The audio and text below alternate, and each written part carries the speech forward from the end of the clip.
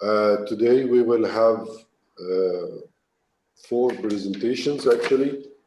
First one will be on the presentation on the main flood events in Georgia by Irakli Megrelidze, our Georgian expert for flood risk management.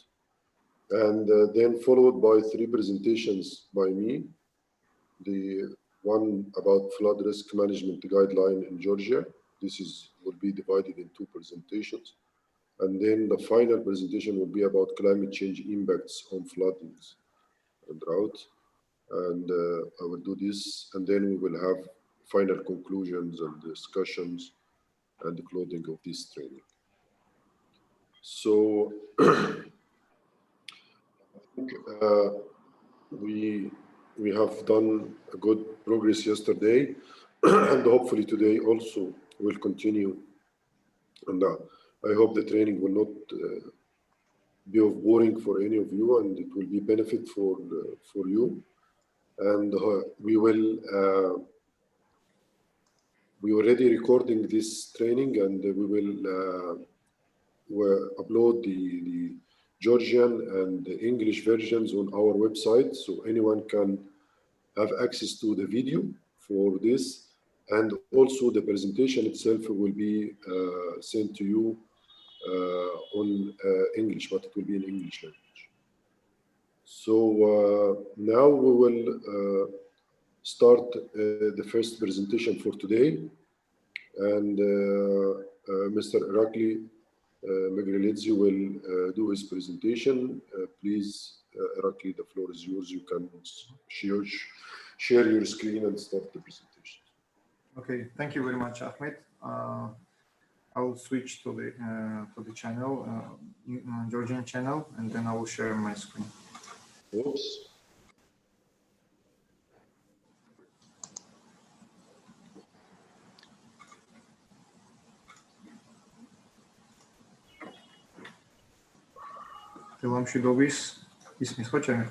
Good morning. Can you hear me well? Yes.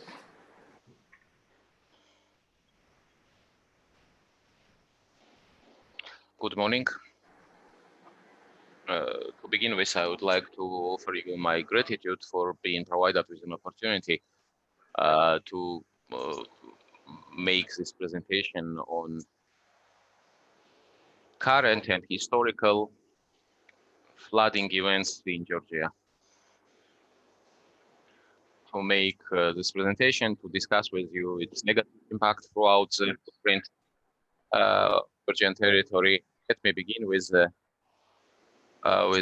mentioning that given the climate change, especially in the recent decades, and the natural disasters are happening quite often, more often than they used to, including flooding.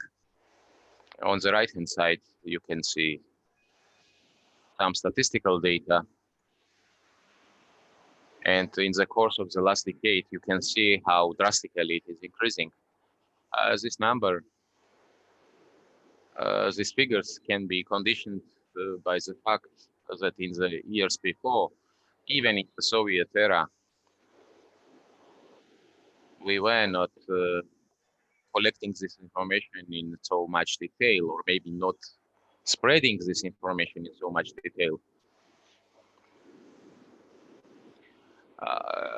Following the 90s of the previous century, the mass media and the press started paying much more attention to natural disasters, especially given the development of mass media in general. So maybe this might be one of the preconditions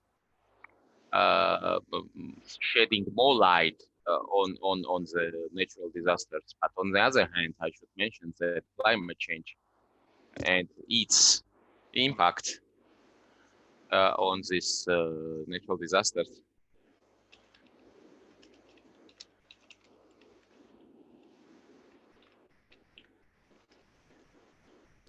including different research institutions.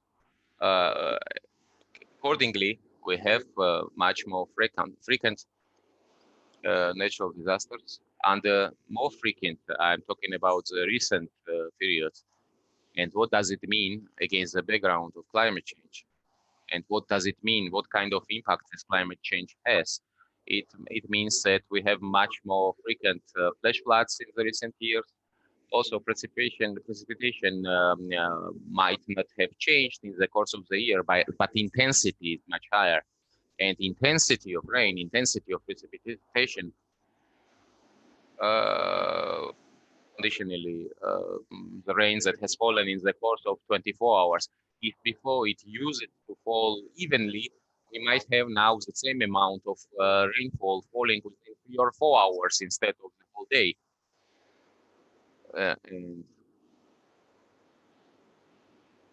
And cases of this kind are quite frequent, and I will be talking about it in later slides.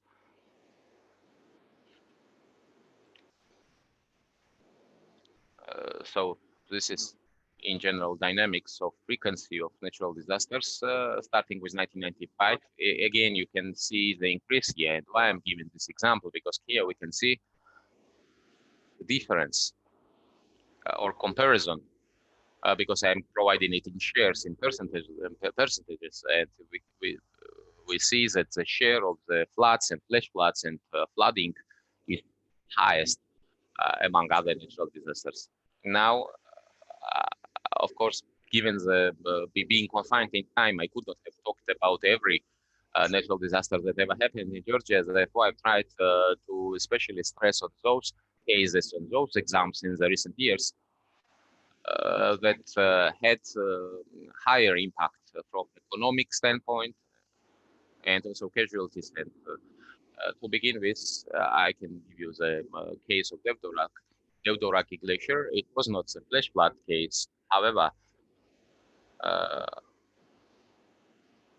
let me begin that it happened in 17th of May of 2014. So it was kind of a glacial landslide.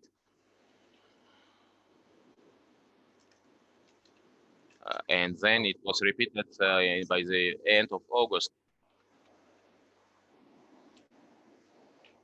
And we've got worse impact in the second iteration than we had in May. We are talking about the altitude of 4,700 meters approximately.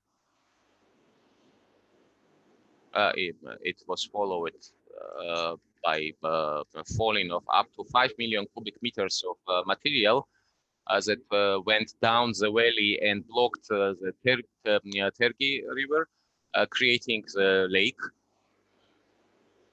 The lake was emptied with the use of heavy machinery. There were 7 casualties.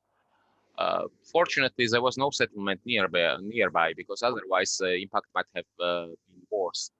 After that, on August 12th, it happened again.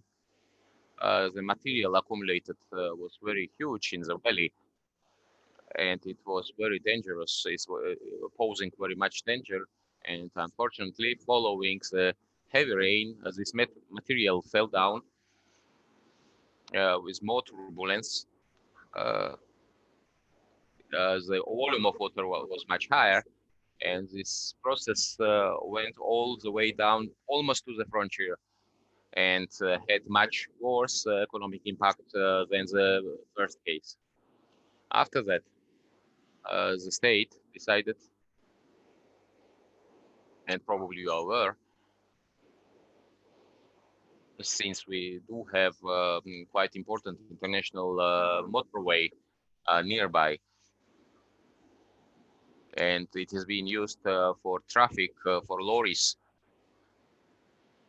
It was therefore very important to ensure safety of this road. It was decided to install there the early warning system. We've invited Swiss experts, and in cooperation with these experts in the valley, we've installed up-to-date modern warning system. It's rather warning, not warning system, it's an alarm system rather. You can see on the left-hand side the diagram with a map where we have on point A,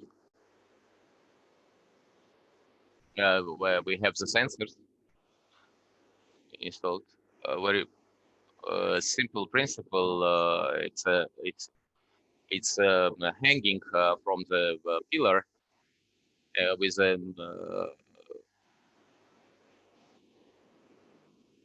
so whatever whether it will be the water or whether it will be solid material, as soon as it's broken, automatically it's sending out the signal that is being transmitted to the Daria Liveli board, police, custom officers, and police forces who have evacuation plan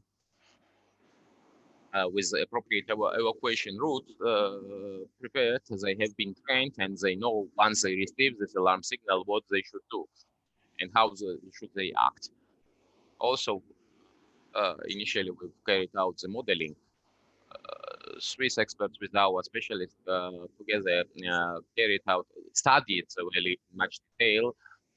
The modeling was based on two possible scenarios: the flash flood case and this landslide case and turbulent landslide. In both cases, they calculated the amount of time necessary for this material to reach the board police station. And after that, it has been selected where to install this alarm system sensors. Here on the right-hand side, I do have a video of this as well, but I do not know how whether it will be seen or not properly on the screen. On 14th of August 2017, as they are quite often the cases when within the glacier, the water is spilling under, and then it's blowing up, and then quite a lot of water is coming down altogether. And such a wave was recorded by our sensor. The signal was transmitted timely. It was a very short and small wave, luckily, and it did not reach all the way down to the board police office. So we might say that it's a very modern system, and this particular location is well protected. And another thing that I would like to mention, which is even more important on this section of the road, we have constructed the tunnel, which is also quite safe.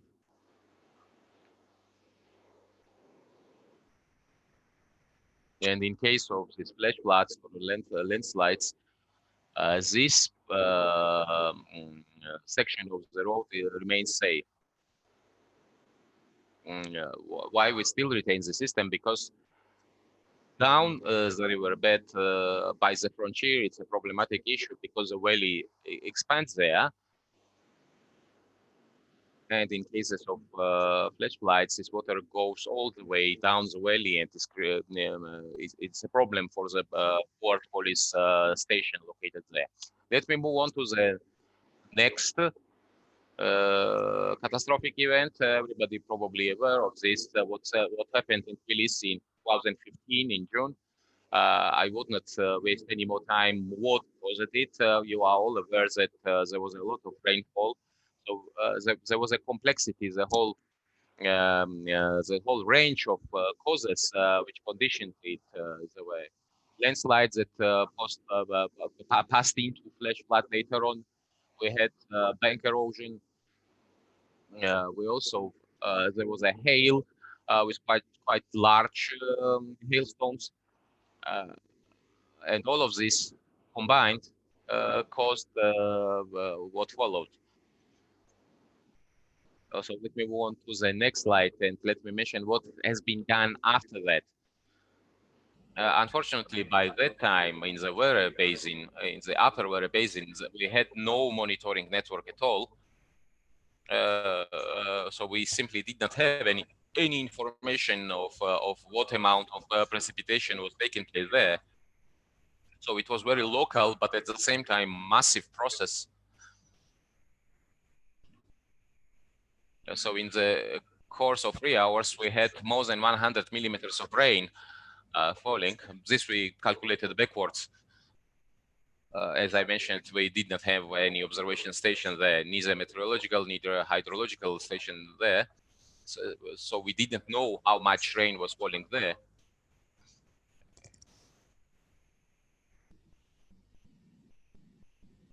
Tbilisi meteorological station recorded 49 millimeters.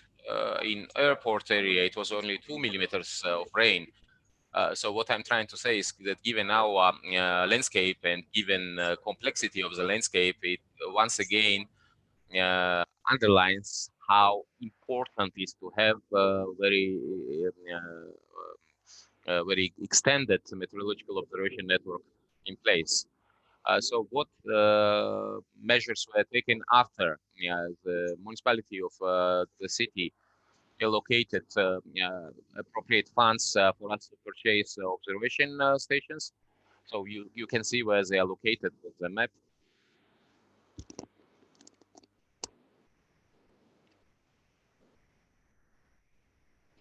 So they are operated. They are being operated by appropriate software with appropriate ranges of alarm setting, given appropriate amount of precipitation. So once it reaches this range, the sensor will send out the signal automatically to us, and we will be responding immediately. Also informing the emergency services. On the right-hand side, the so-called protective grid, and it was funded by Municipal Development Fund, also designed and installed. Periodically, our specialists are checking on it and providing recommendations on cleaning these grids from the sediments that tends to accumulate. Down there is a map that was prepared by us following the disaster. So there are two layers of hazards on this map. The first is that we have recorded on the map the actual flooding area, what happened in May 2015. And then we've carried out hydrological modeling, according to which we made it the calculation on one interval of 100 years with zoning to set aside the more hazardous areas and provided this information to the municipality. And based on this map, the municipality is issuing permits, construction permits, and licenses for other types of works. Let me move on to the next thing. This is the value of the river Nenskra, 2018, July 5th. So, what happened there? Luckily, there were no human casualties. Here again, there was a similar process. Internal accumulation of mass against large volume of rainfall. And again, we did not have any monitoring stations in the place, and it was impossible to predict that it would happen to make a forecast.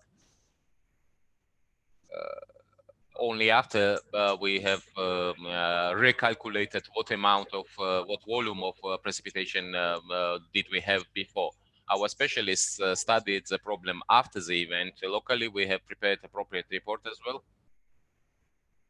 Here I've got a small video, short video dedicated to this event. Instead of me, probably it would be better to watch it.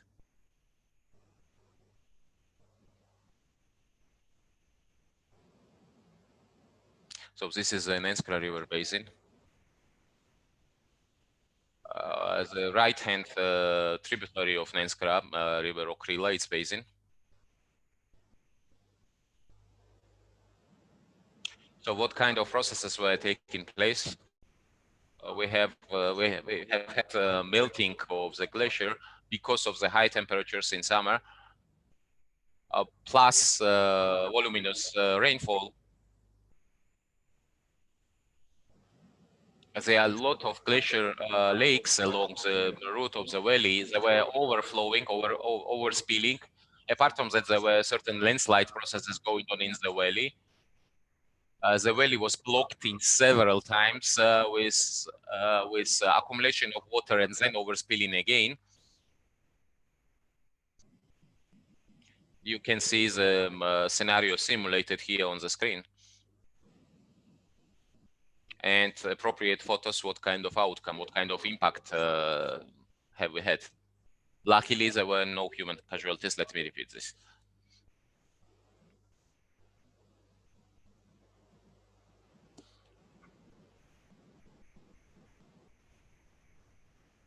The after event measures, what kind of measures were carried out later on? In the upper river basin, we have installed observation station. So the water level measurement devices. The sensors are operating within appropriate range. So given a certain level of water and given certain volume of rainfall, we are receiving this information and we are informing appropriate emergency services timely.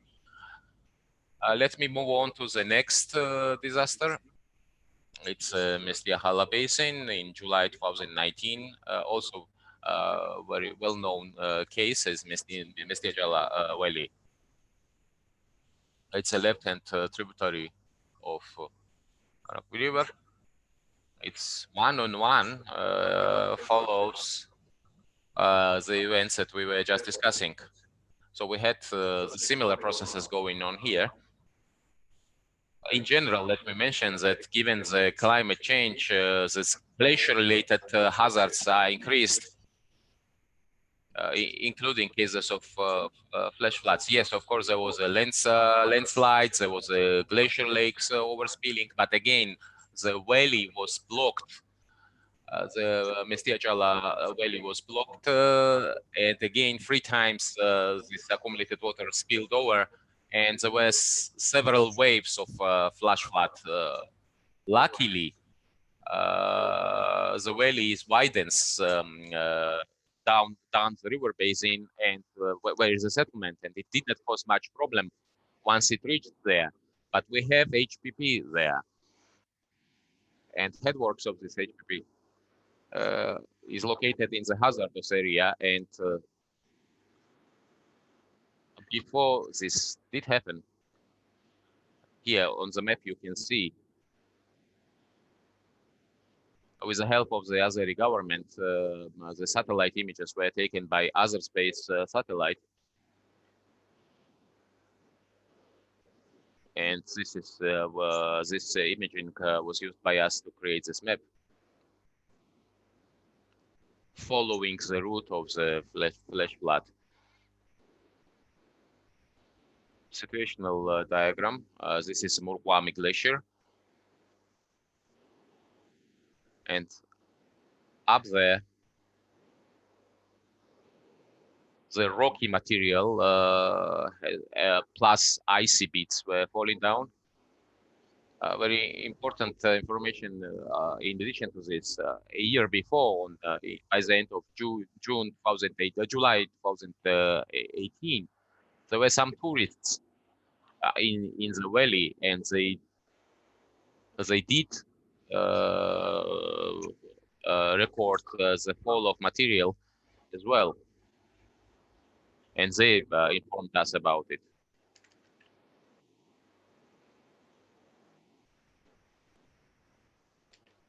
And again, this imaging was provided by Azeri government. They helped us. We did inform about it, the emergency services, recommending to evacuate the personnel of the HPP. And on the second day, our specialists, along with people from the emergency services, entered the valley, observed it, and luckily there was not a one-time occurrence of this material falling down, and luckily we managed to evade this danger in 2018. But 1 year later, you can see what happened on the left-hand tributary. So let me say that it's a large-scale overall problem on the glaciers, and cases of this kind are happening more and more frequently given the climate change impact. Exertional processes are happening quite often, preconditioning these glacier hazards. So the glacial valleys are dangerous from the standpoint of infrastructure located there, and requires very observation and study in much detail. Every glacial valley in Georgia, I would say, and in certain cases, like in case of Devdoraki, we have installed the observation system there. We need similar system to be installed here as well, probably, given the outcome of the studies. Now, here we have the Mestia, information about Mestia, and you can see the levels, how the levels of water were changing as recorded by our sensors. Now let me move on to the radar observations and how important it's to keep an eye on the information from the radars for forecasting and warning system. Brief history before I move on. How do we have this weather radar monitoring systems? Till 1990s, more eastern part of Georgia was covered by this radar monitoring system because it was used as a warning system for hail. For after the 90s, there was no radar monitoring happening at all. Approximately 1 month ago, closer to Kutaisi in the facility of the former airport, we have installed the up-to-date modern type of weather radar. I would say that it's covering 80% of western part of Georgia footprint. Also, in the green, you can see that we have the air navigation agency owned radar, and also in Upriani village. It's a military scientific research center where the radar owned by them. That is being used to issue warnings about hailstorms. Luckily, we have access to both of these, plus the ones that we installed in Kutaisi last month. Also, we are receiving recordings from the Turkish radar installed in Erzurum. It's very important information from weather radars. In the slides to follow, I will stress why it is so important, and using this radar, how we manage to inform the emergency services timely and how they act on our information. Now let me move on to the next slide.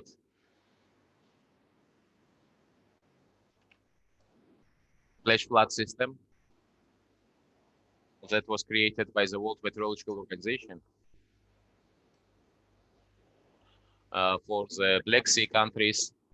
We are within the same region. It's covering the whole Europe, but we are within sub-region of the proposals of this flash flood guidance system. As you can see, the countries which are being covered by this sub-region, by this system, including Georgia. You can see that it has how territory is being divided into basins and sub-basins. Now the territory of Georgia itself. And using this program, what's most important about it is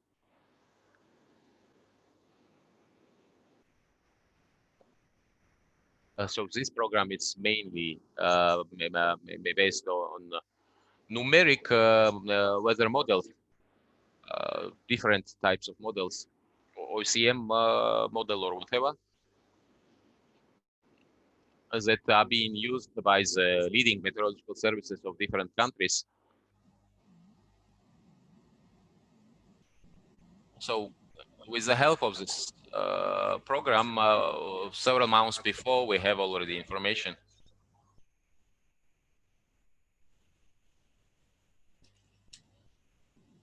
And we had this information.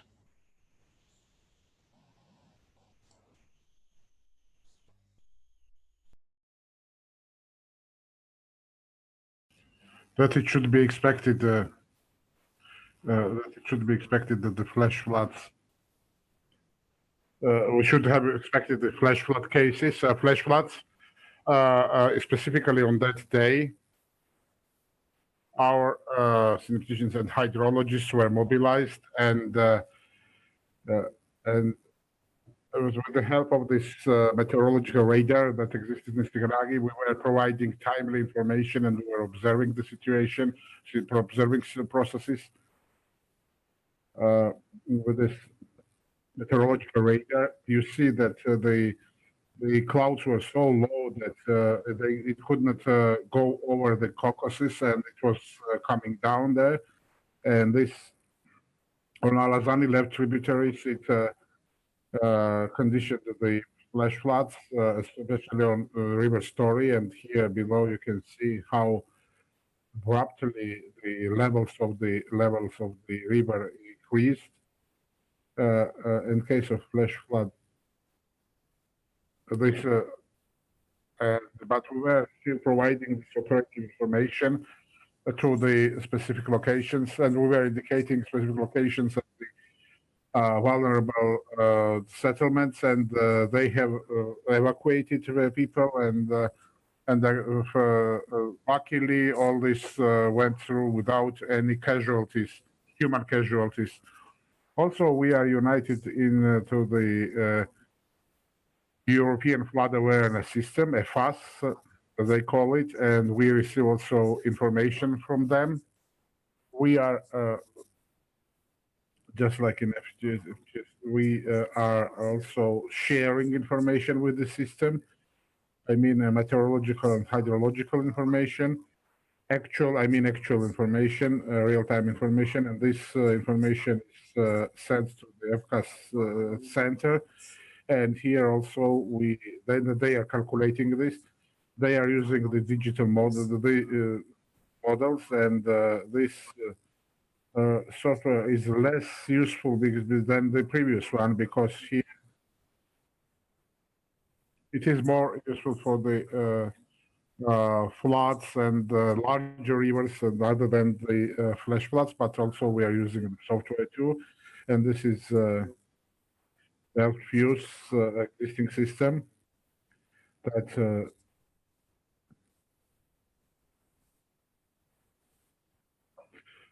that is a platform for forecasting the flash floods. And in the previous project that has been funded by the Climate Adaptation Fund, and it was covering the River Rioni Basin, and we have introduced this software then. And with the help of the software in the River Rioni Basin, we've been preparing warnings about the expected flash floods. And here also, this is also based on the ECAS base, the software. This was developed by Dutch, and it takes into consideration the entire geometric parameters of the riverbed, and also takes into consideration the hydraulic and hydrological features, and and also the weather. Digital models are included, and they're calculated. And in case of precipitation, when there is a forecast for the precipitation, with this software gives us warning where, when, and at what area we should expect the floods, and what can be the water levels. Unfortunately, this software did not work for a long time, because we did not have good IT infrastructure then, and this software was unable to work for a long time. But now, within the current project, which is funded by the Green Climate Project, and and implemented by UNDP. We have restored this software, and now we are testing it. It's working in the testing mode, and it will cover not only River Rioni basin, but also within this project, we have taken 11 river basins, and in 11 river basins, we will assess the nature of the threats, and then we shall categorize these threats, and also we shall give some information for status to this. I mean that all those, it will be given, this information will be given to all those authorities, including municipalities and central authorities, etc. And accordingly, this will be also all the construction permits or land use permits, etc., will be issued only on basis of this map. This is the 7-year project, and after we accomplish this project, then these maps will serve as a basis for issuing any kind of relevant permits. Now I will switch to the next slide. This is our monitoring network, currently existing monitoring network. This you see. Unfortunately, during the Second World War, it was quite an extensive network because information was very important back then. But after 1990s, when the Soviet Union collapsed and the country became independent, unfortunately, we were unable to retain this monitoring network. But luckily, after 2006, 2007, both from the state budget and by the help of the donor organizations, you can see on this chart that from 2 years the number was increasing significantly, and still it is increasing right now even. And I want especially to mention this Green Climate Fund, Green Climate funded project, and today we have about 160 units of hydrological and meteorological stations. Of course, this is not enough for the country with the terrain like us and for the climatic conditions like us, but still, and also we expect that the same number of the stations will be added within the framework of this project during this implementation of this project in 7 years. And well, I have already said that when now currently we are studying the natural threats in 11 basins, and we are preparing maps, and in parallel we'll be also installing the stations there, and they will be automatically connected to this warning platform, which I have already shown you. This is the hydrological bulletin and hydrological forecasts, so to say, how in what form they are issued. As for the flood forecast, every year in the spring season, we are studying the snow cover, and we are dividing into groups in the river basins, and we are mapping the snow cover. We are measuring its height and density, and then we calculate its water equivalence in this, and in accordance with this, we calculate the melting water, how much water will it add to the river basins. And this is significant information. This is very significant information, especially for hydropower plants. And also this information, we have very good cooperation with the Azerbaijan Hydrometeorological Service, and here also we are providing this information to them very operatively. The next slide. This is currently existing the observation points throughout the country. You can see how they are distributed, and also yellow dots here show the stations that will be added during the current project. Unfortunately, you can see that on the occupied territories, we do not have information, and unfortunately, we are unable to install the stations there so far. Thank you very much for your attention. If you have any questions, I am prepared to answer them.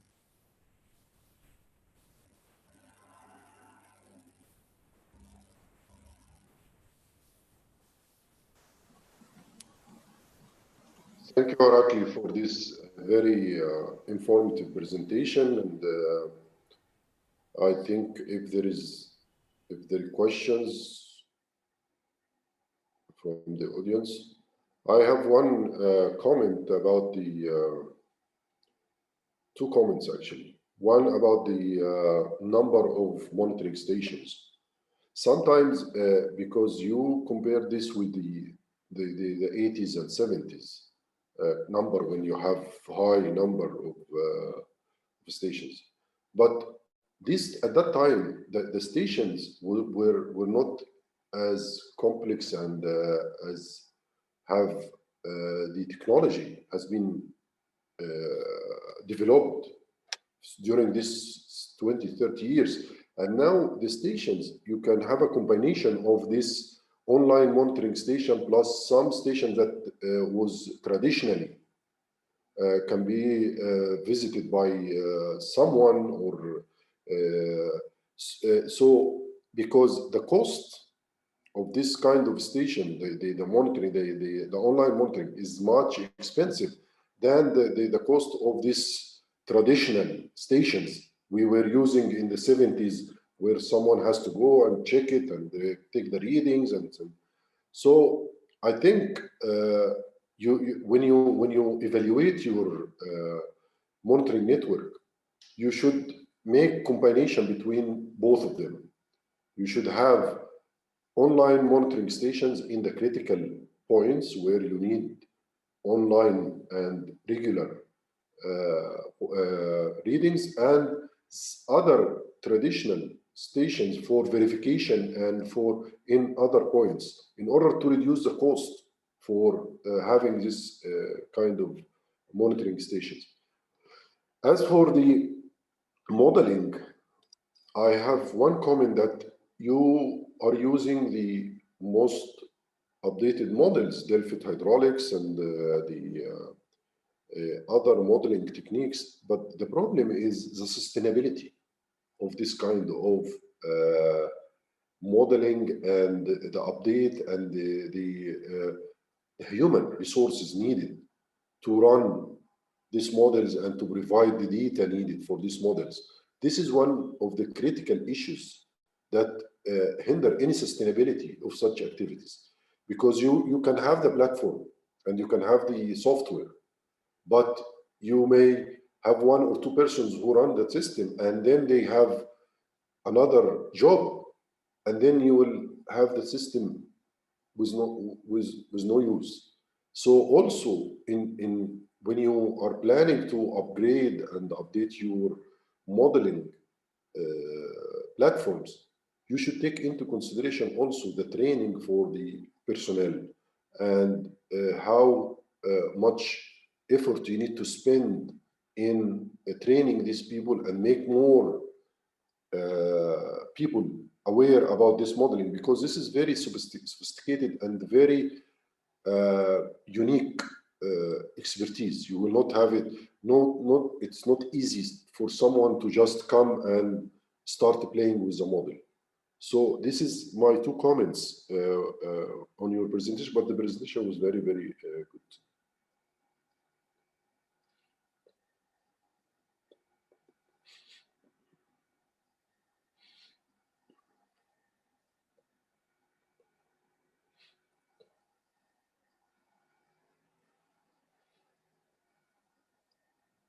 I can't hear anything from the translation. Hello. He speaks English. He speaks English. Yeah, this is what I told you. When he is in the other channel, we cannot hear. And that's right. That's why I told you that you should remain on the general channel and you listen everything he says. No, I cannot. Yes, you can switch to general channel and see. There is no general channel. No general channel. It's either English or Russian.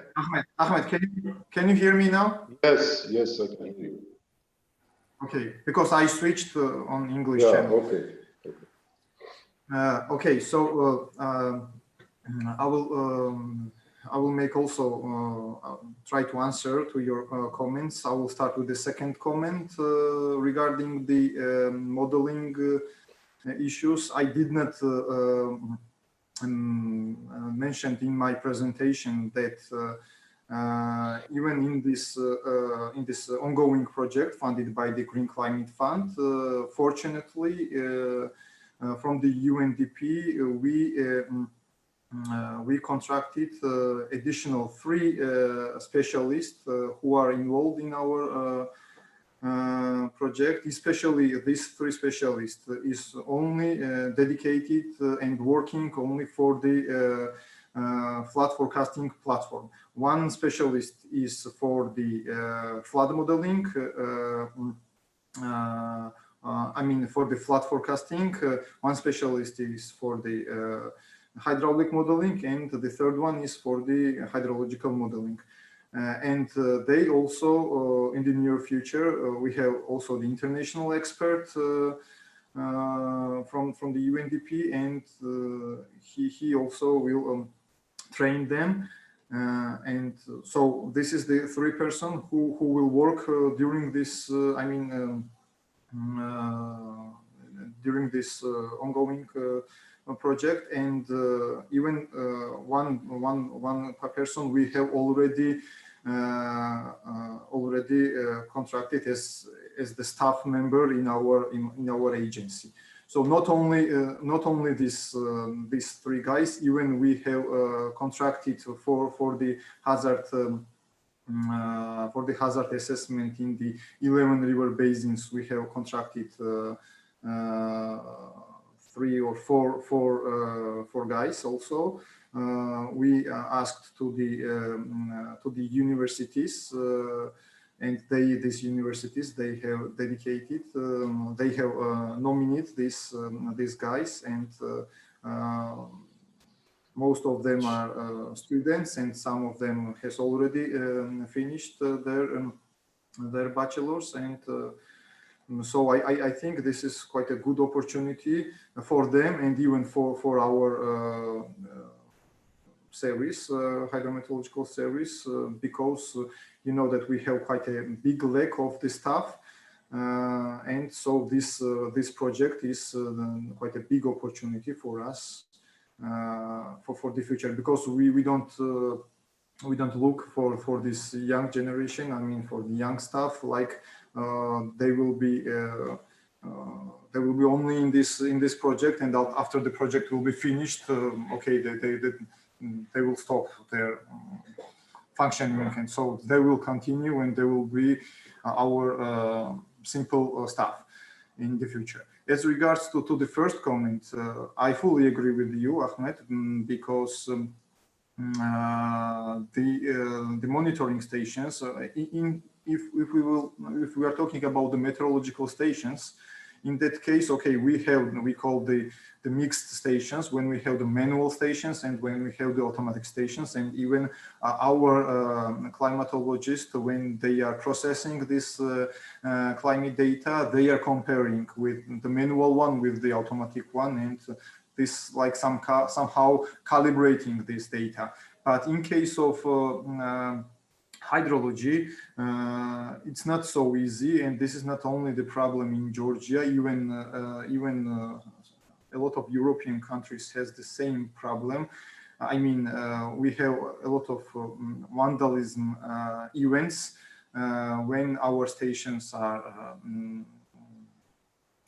damaged, because mainly the stations are installed in the upper part, in the upper part of the river basins, and it's not so easy to control the stations, and most of them are broken. And as regards to the even manual monitoring, unfortunately, after 90s, as I already mentioned, because more than 2,000 people were working in hydromet service, more than 2,000 people. Nowadays, we are about 200 persons. This is the big problem in our country.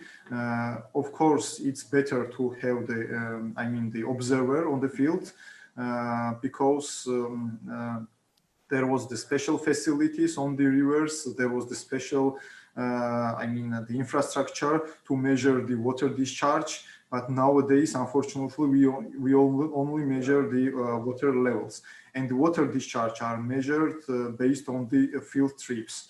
And for the field trips, there is only one group, and this is only centralized. And unfortunately, from the Tbilisi center, these guys are obliged for all over the territory of Georgia, where we have more than 26,000 rivers, to go on these rivers and to measure the discharge. And that's why for the future, even based on this project, we also purchased already and will additionally purchase more current meters, and based on these current meters, then we will enforce, our branches, our observatories, regional observatories, and we will also purchase the cars for them. But this is the future plans, and also this project is supporting. And then we hope that that guys will do without our support to do the water discharge measurements, because without the discharge measurement, without this information, it's not impossible to assess the water resources in Georgia. Yes, thank you, Irakli. Yes, I totally agree with you, and that's good that you are taking care of these points about the human resources and about the equipment. And I think the GCF project is actually contributing a lot in capacity building in the country on this, and it will be a good opportunity for the NIA and Hydromet and the country at large to get benefit of that project, because it really tackled the main issues related to not only flooding, it's other hazards, natural hazards. So it's good that the project is taking care of this. Thank you, Irakli. And if there is any other questions, we can move on to our next presentation. Vana.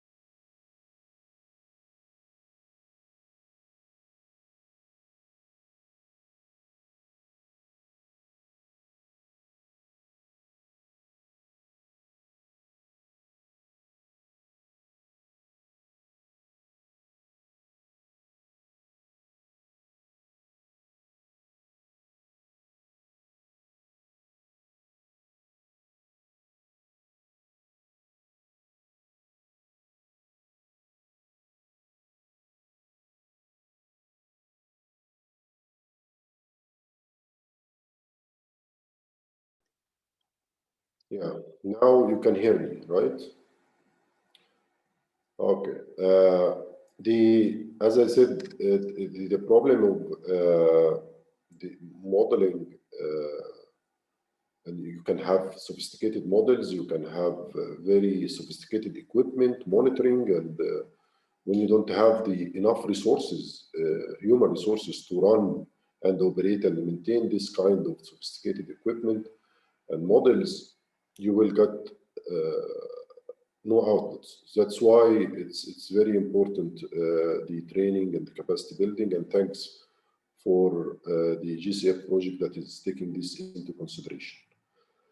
Now we will move on to the next presentation, which is a flood risk management guideline that we have done in the UNDP-GEF. Share my presentation. And this presentation actually is based on the guideline that has been prepared by international expert Hubert Lohr, who assessed the current management situation in both Georgia and Azerbaijan, and prepared the guideline for flood risk management. And he got support from two national experts from Irakli Megrelidze in Georgia and from Sahib Hassanzada in Azerbaijan. And these presentations are based on this guideline. So, as Irakli mentioned in his presentation, over the past 4 decades, 70% of the Georgian territories were experienced to natural hazards, as we can see. And the total economic loss exceeds $4 billion US dollar for due to this natural hazards. Floods was one of these main natural hazards, in addition to earthquakes and geological hazards. And flood occurs frequently and have compound effects because it's mountainous areas, so it's combined with landslides and mud flows, and this is more dangerous than just flash flood. And the origin of flash floods in Georgia is the intensive melting of snow by high temperature, as Irakli also mentioned in his presentation, that when it coupled with intensive rain, the situation would work, and this make instability of rock and the glaciers, causing rock falls and avalanches and landslides and mud flows. And that's why this in the mountainous areas, when you have a flash flood, it's sometimes very dangerous in the downstream areas. If we look at the temporal distribution of flood events in Georgia, we can find that the highest number of flash floods events occur in western Georgia between June and August.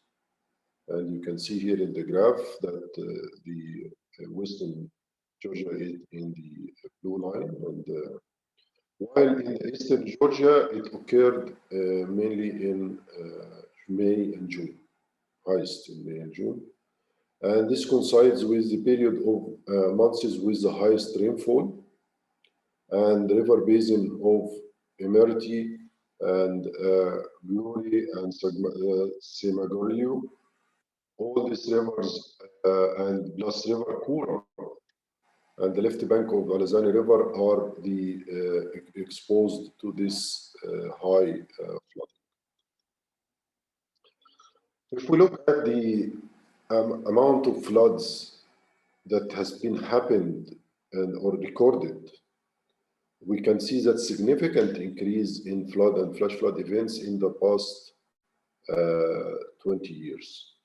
And this mainly because two reasons mainly, as either because the climate change impact, or because the data collection has been improved during this period, and there will be more recording and more monitoring of these events than the years before.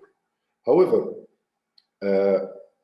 the climate change impact is obvious, and maybe in my last presentation about climate change and flooding, we will show that how there is a very strong correlation between the number of flooding, increase of number of floodings, and the increase in the temperature due to climate change. And the Kura River had two remarkable floods events in the past 50 years, one in 1986 and the other one in 2005. And both events are characterized by the combination of large amounts of snow in the tributaries, headwater areas, snow melting and rain, and the weather forecasts were able to predict them. Now you are in the wrong direction. In the wrong channel. The translation is the wrong channel. Sorry?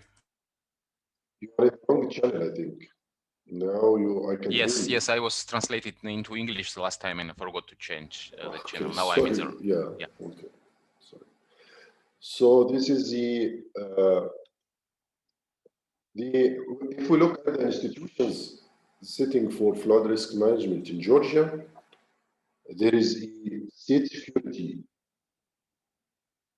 and Crisis Management Council, and this council under the cabinet of ministers.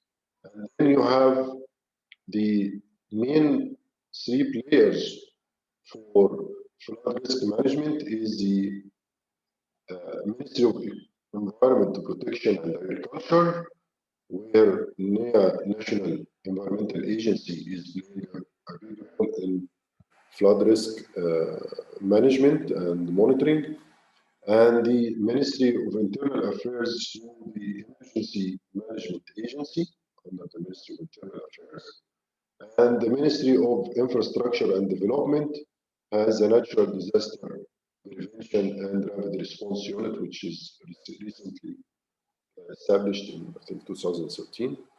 And there are also some other players who are indirectly involved. Maybe the municipality is directly involved because the municipality affected by flooding are actively participating in flood combating and flood response measures, and Ministry of Health, and there are a social service agency which is also not only for flood hazards, for any hazards. This social service agency is communicating with the affected community and try to provide some support for them. So there are a national disaster risk reduction strategy that has been established in 2017-2020, covered this period. And this is prepared by the State Security and the Crisis Management Council. And all affected governmental bodies were involved in this, in the preparation of this strategy. And the list of measures and the requirements with priorities based on the risk that was assigned to the rivers and areas has been stated in this national disaster risk reduction strategy.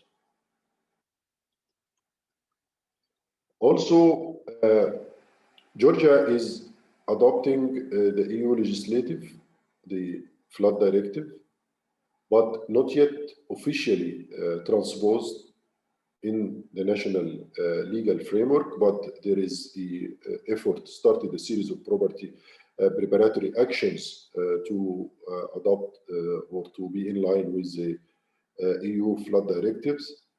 There are three main players responsible for adopting this EU flood directive. The state, as I said before, the State Security and the Crisis Management Council under the Prime Minister Office, the National Environment Agency under Ministry of Environment Protection and Agriculture, and the Emergency Management Agency within the Ministry of Internal Affairs. This is the main, as I said, this is the main key players from my point of view, who can be active in managing and early warning systems and response, fast response for any flood hazards. But what is yet not considered in Georgia is to understand the watersheds as an administrative unit. Up till now, there is the river basin management organizations is not yet established, because this is very important in managing the flooding, because each watershed has its own characteristics and its own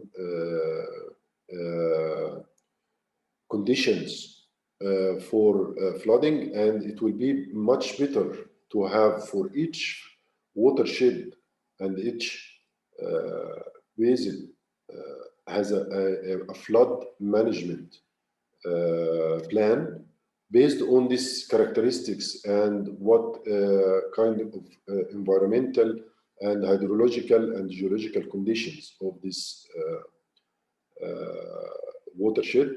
And that's why it's very important that we should shift to the river basin management organizations to be able to have this, because also the EU flood directives is based on that, based on the basin management. What is the ongoing activities? Also, the guideline went through the ongoing activities to improve flood risk management in Georgia. And one of these activities was the UNDP supported project in implementing a project for flood and flash flood climate resilience. And this project executed during 2012 until 2016 with a budget of $5 million US funded through the adaptation fund of UNDP. And the target region was the Rioni Basin and its communities. And I think one of the outputs of this project already mentioned in the presentation of Irakli about the modeling that they have done in this Rioni Basin for using Delphi models. And the project target the following areas: development of a floodplain policy to incentivize long-term resilience to flood and flash flood risks, and implementing climate resilience practices of flood management, and to support improvement of early warning system. And this is that system that has been presented by Irakli in his presentation. And this project commenced and committee finished in 2016, and it provided the country with a good equipment and models for early warning system, but it was only for the Rioni Basin. And I think now through the GCF, the expanding this.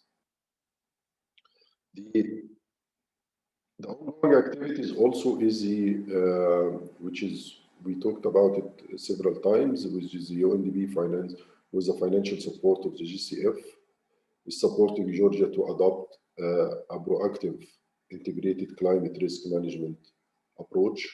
And this is what we usually call the GCF project, but this project is a 7-year project, started in 2018, it will end in 2025. With the main focus of this project is establishing a climate-induced natural hazard observation network and the modeling capabilities. This is not targeting only flash floods, targeting other hazards or natural hazards. But we are focusing here on the flooding because our training is in flooding. Also, this project will implement a multi-hazard early warning system and new climate information products, and it will improve community resilience through implementation of priority risk reduction measures at the community level. So, and there was one of the problems that facing any flood risk management or response flood, you can say the flood management response is the financing. Because the floods is not a regular event that can be put in the country's state budget, that every year we will spend this money in flooding, because floods can come irregular and with various magnitude, and each flood will require different volume of budget to combat. And this is a tricky issue in any country to try to provide or secure funds for any hazards, not only flooding, for any natural hazards, how to secure the funds. And this is a really main issue, and this there is no explicit strategy or policy in place to systematically manage the financial impact of natural disasters. This is not only in Georgia, it's in most of the countries. And this graph showed the fund gap for 2015 flood response in Georgia. The required fund, the total required fund was 118 million US dollars to combat this, to respond to the flood. The available fund that was can be through relocation from the state budget from other budget lines to combat this flooding was 82 million US dollars, and the gap was 36 million US dollars. And that means about 30% of the fund you needed to combat and to respond to this flood impacts, you have shortage of 30%. And this is one of the problems that needs to be studied. And I think the World Bank also supported the government of Georgia in studying this and trying to put a mechanism, financial public mechanism, to respond to natural disasters. Because if you rely only on post mechanisms such budget reallocation and international donor assistance, this is not sustainable, and it may not be sufficient to provide the requirements for fast response. So financing mechanism of natural disaster is to put in place public financial mechanism of natural disaster is one of the important issues that needs to be in place. Also, the role of the local communities to flood risk management is very, very essential, because they are the affected people. They are the one who suffering, and they are on the what we call on the front line for combating or for managing this flood. So we have to empower them. We have to provide them with guidance, awareness, and information. And I think it's very good that one of the components of the GCF project is to empower the local communities to flood risk management, which is, I think this is a very, very important component. And also the government authorities is part. So we have in managing any flooding, you have two players, two main group of players, you can say. The government and the authorities and the communities, the local communities who are affected. And if these two groups were not working in harmony with each other, and you will face a catastrophic, the impact of the flooding will be much more, whether if you have harmony between these two groups. So flood management has these two main components: water resources engineers with risk management, with model, with monitoring, with design of measures, and you have the institutions development with clear roles and responsibilities for different stakeholders. And also, the other group will be the local community who is receiving from these engineers and these groups the instructions and the warning. We are predicting a flood. What should you do? And this should be clear for the communities, how to react to flooding, because the reaction, they are the, as I said, they are in the front line. So they are the fastest response players in this kind of crisis. While if the authorities and the working on flood response, they should have also centers for flood risk management centers, where you have these centers can serve as for each region with equipment and all the needed necessary equipment and first aid that can be mobilized easier to the impacted areas, instead of having centralized management of the crisis. So the centralized management of the crisis is you can do it for disseminating information, but the respond to the crisis must be decentralized, because the response to the crisis must take into consideration the response time. As we said yesterday, the shorter your response time, the more life saves, and the more less casualties, and the less economic loss.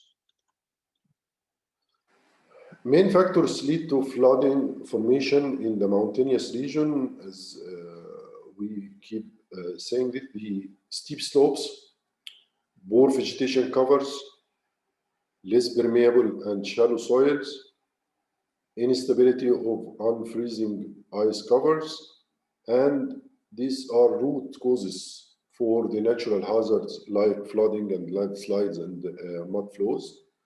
And you have to know that with any sophisticated system for flood risk management, you will not be able to reach 100% flood protection, because the 100, as we said yesterday, the level of protection you need depends on the amount of economic cost you will put in the measures you will adopt. So if you, and at the end, as much as you put money to save or protect a certain area, you may also hit with a unexpected flood that may overcome this kind of protection. So there is still an uncertainty part of this flood risk management that your system must absorb and be able to deal with when the unexpected floods hits the area. So assessment of flood, this is in the guideline. proposed to have the assessment of the flood is in stages. And stage 1 is the risk analysis, where your information about possible hazards with current or planned land use and damage potentials should be collected. All the information about this possible hazard, and then clear understanding of the physical processes and effect leading to the flood hazards, which is mainly the rainfall runoff relationship, and how and understand what your drainage system, how your drainage system in your catchment, the water, how the water is flowing from upstream, downstream, which reaches will be of critical danger, and then select the effective and long-term hazard protection plan. Based on your assessment, you should make a selection for your effective long-lasting hazard protection plan.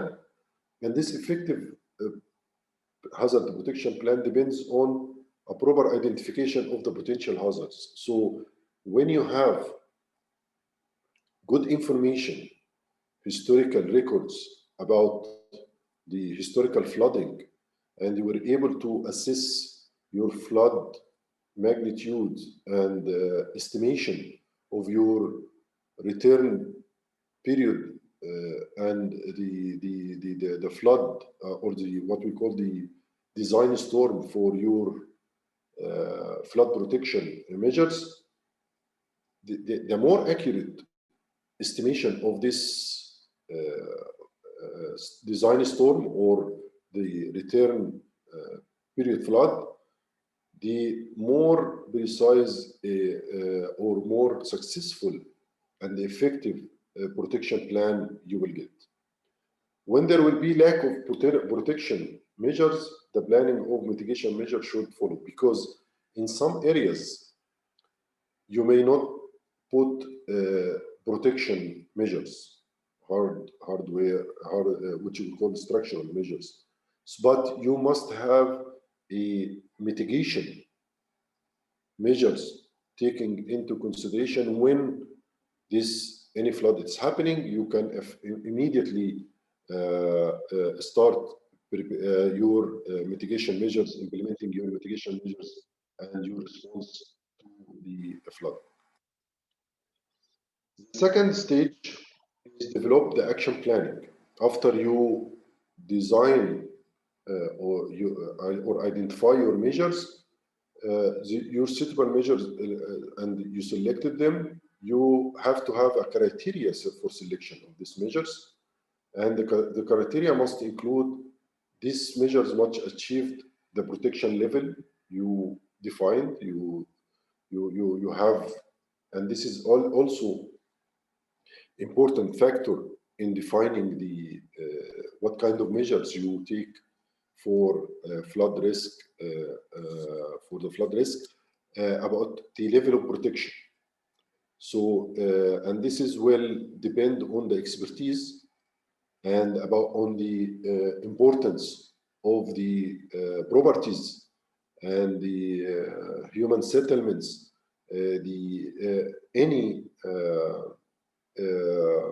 properties inside the impacted area, what is the importance of them in order to put the level of protection, because as we said, this level of protection is will be translated into budget, into money. So you have to be careful when you're selecting your measures. When if there is if it's just a vegetation area, you should put less protection measures, because it's. But if you have a residential area with very expensive housing and power plants or infrastructure that is with national importance, you have to put more protection, and you are willing to pay more to protect this kind of properties from damage. Also, the time for implementing these measures is very essential. You shouldn't take the longer time for preparing this kind of interventions, because you may hit the flood sooner and you can have a catastrophe. Also, resources required to implement this plan must be studied and must be secured in order to be able to implement the plan after you. And also, one very important point when you selecting your interventions to formulate the action plan, it must be integrated. It must be selected in an integrated way that this kind of measures should work together in a harmony and in an integrated way to protect the whole catchment. Not only you protect certain area and then you forget about the downstream where you can hit another area and make more severe flooding and severe hazards. Like what yesterday mentioned by Georgi about protecting Tbilisi during certain flood, but Rustavi was not protected, and then the flood went to Rustavi and made a crisis there. So you have to, when you design your plan, you have to take it into an integrated way, and applying the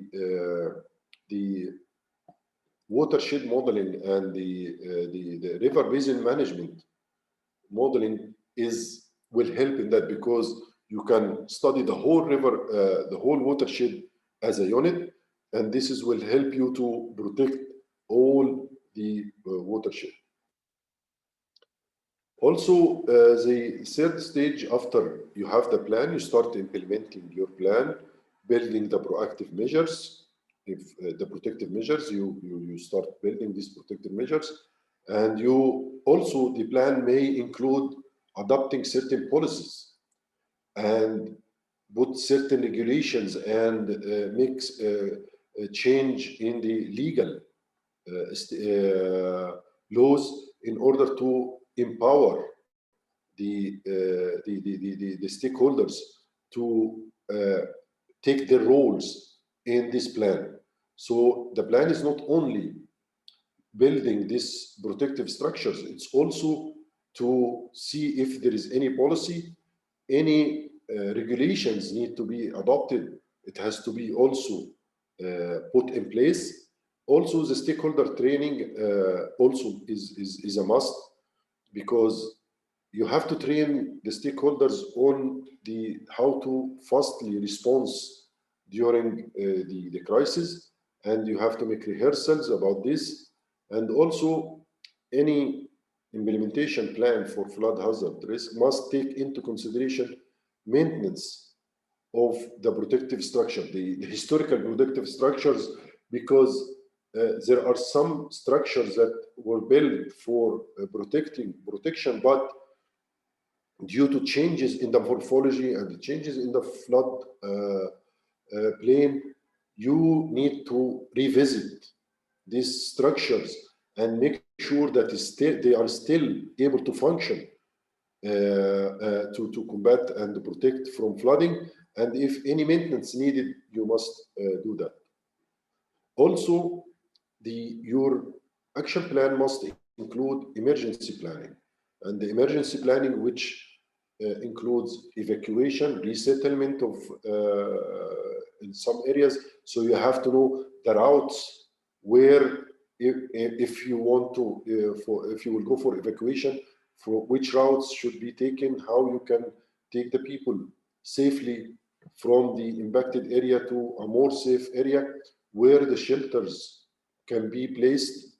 All this kind of measures should be included in this plan.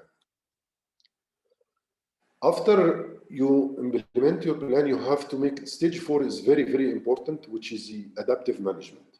You have to follow the adaptive management approach. and this adaptive management is very important because this is what we call the lessons learned. You learn from the learning by doing, as you can say. So the hazard management approach should undergo a periodic checking. You have to check it and repetition of the risk analysis to evaluate if the level of protection is still sufficient or not for this plan. Because as I said, there will be either land use changes or morphological changes or hydrological changes. So you have to take into consideration all these changes periodically, reassess your plan and make sure that your protection measures that you put it in place still can function and can able to provide the level of protection you desire. And also, if there will be any changes, reassess of the risk must be reformed and replanning must be put in place. So if there is changes in the land use, there is a changes in the magnitude of the water flooding and or the frequency of the flood, you have to make reassessment of your plan and start from stage one and plan based on these new measures. And this is the end of this session. It's exactly at 12. Good. So any questions before we can take a short break?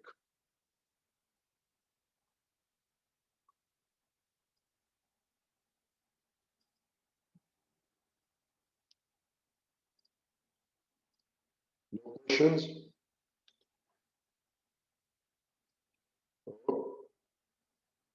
Go to the English one, please. So I think there are no questions, I believe. Okay, so we can have a short break until 15 minutes from, so we can come back at 12:15. Oh, there is.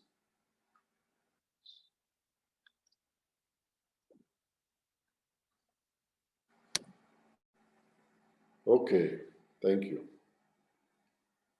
So let us meet at 12:15.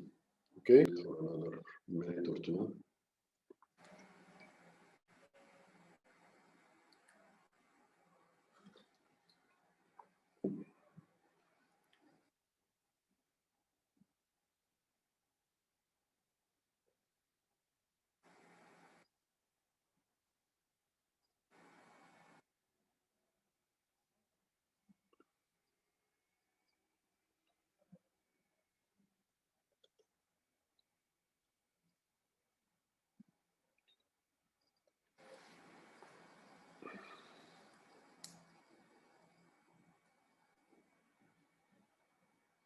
Okay, I think we can start now because of the time.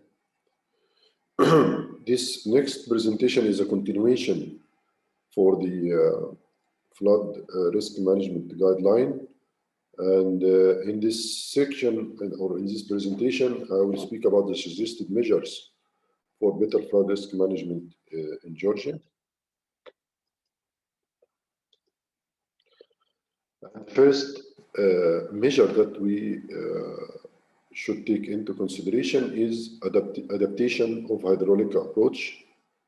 And because flash floods and mud flows, ordinary hydraulic calculations will underestimate the power of flows. And this is very important because in Georgia, in the mountainous rivers, usually the flash floods incorporated with or combined with mud flows. And mud flows, the water viscosity is is affecting the water velocity. So the viscosity of the water, because it has debris and it has sedimentation load, so the viscosity and density should be adjustable parameter rather than fixed constants in the modeling. And this is very important parameter you should take into consideration when you are studying or modeling the mud flows, that the viscosity and density of water should be adjusted in order to be able to take into consideration the amount of debris and sedimentation load with the second point you have to take into consideration when you are modeling floods, your adaptation of the hydraulic modeling approach. Because we have several, as we talked yesterday, there are several models. And there are what we call one-dimensional model or two-dimensional models. And the one-dimensional model is taking the flow of at the maximum, and it's constant with time. There is no change in the flow. While the two-dimensional flow needs a hydrograph, he take into consideration the variability of the flow with time. But the problem with the 2D dimensional flow, that it needs huge data and more accurate hydrograph during the flooding period. So you have to have a good and accurate hydrograph. Otherwise, you may get inaccurate results. So generally, the one-dimensional approach is suitable for mountainous areas with high gradients and narrow valleys, because the hydrograph for this kind of areas were very steep. The time will be short and the peak will be high.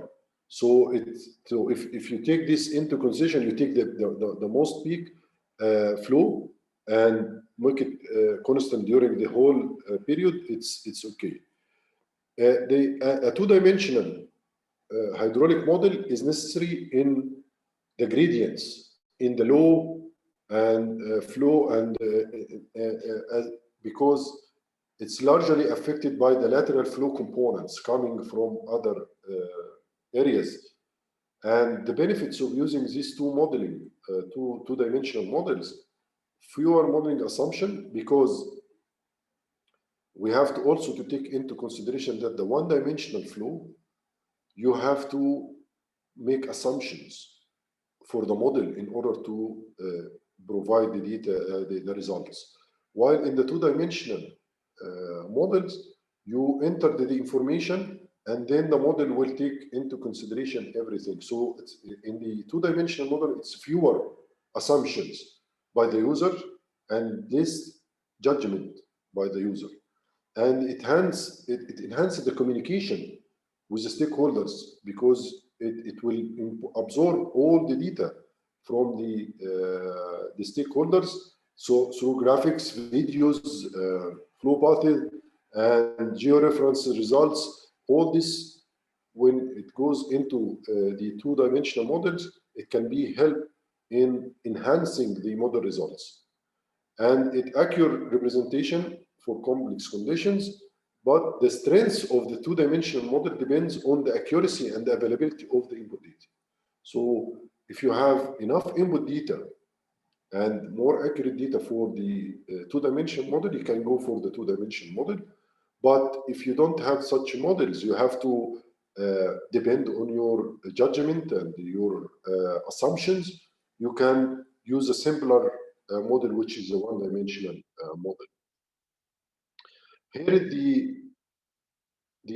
what we call, are we studying the floods in a steady state or non-steady state? And this is kind of two approaches for also studying the models. Steady state flow does not change the water volume with time. So this line, what we call the steady state. Steady states mean the flow is and speed is fixed over time. So this is a This graph showed the relationship between the velocity of the flow and the time. So in the steady state, we assume that the flow is constant over time. But the non-steady flow means that you take the variability of the flow with time. So this is a hydrograph showed although both of them may have the same amount of water or volume of water, but the variability of time varies in this one and that one. So the steady state calculation deliver maximum flood extent because you assume that the flood will be constant with the maximum flow over a certain period, which is happening. While in reality, the flow is not, it starts small and then peak, and then it will be less again, recession. But to be more in a protective side, you can use the steady state, but you have to take into consideration the peak. So you have to take here that this steady speed through the whole period of the flow. Also, you have to enhance your trajectories and hazards mapping. And this is also very important input to any hydrological and hydraulic modeling is your drainage network. We call the drainage network because this network of streams from smaller, what we call secondary to main streams is affecting how water is moving through from it drop in the ground until it reaches to the final destination. How the water moves, and this is depends on the accuracy of your digital elevation model or digital terrain model, because in the digital elevation model, as we spoke yesterday, it represents the area as cells beside each other, and each cell has length and width and height. So it has X, Y, and Z, 3 dimension. And in X, the X and Y is constant because the cells are equal, and each cell has an elevation. So you can, if this cell is higher than this one or lower, and then when the water drop in this cell, so how the water will go? It will go for the lower.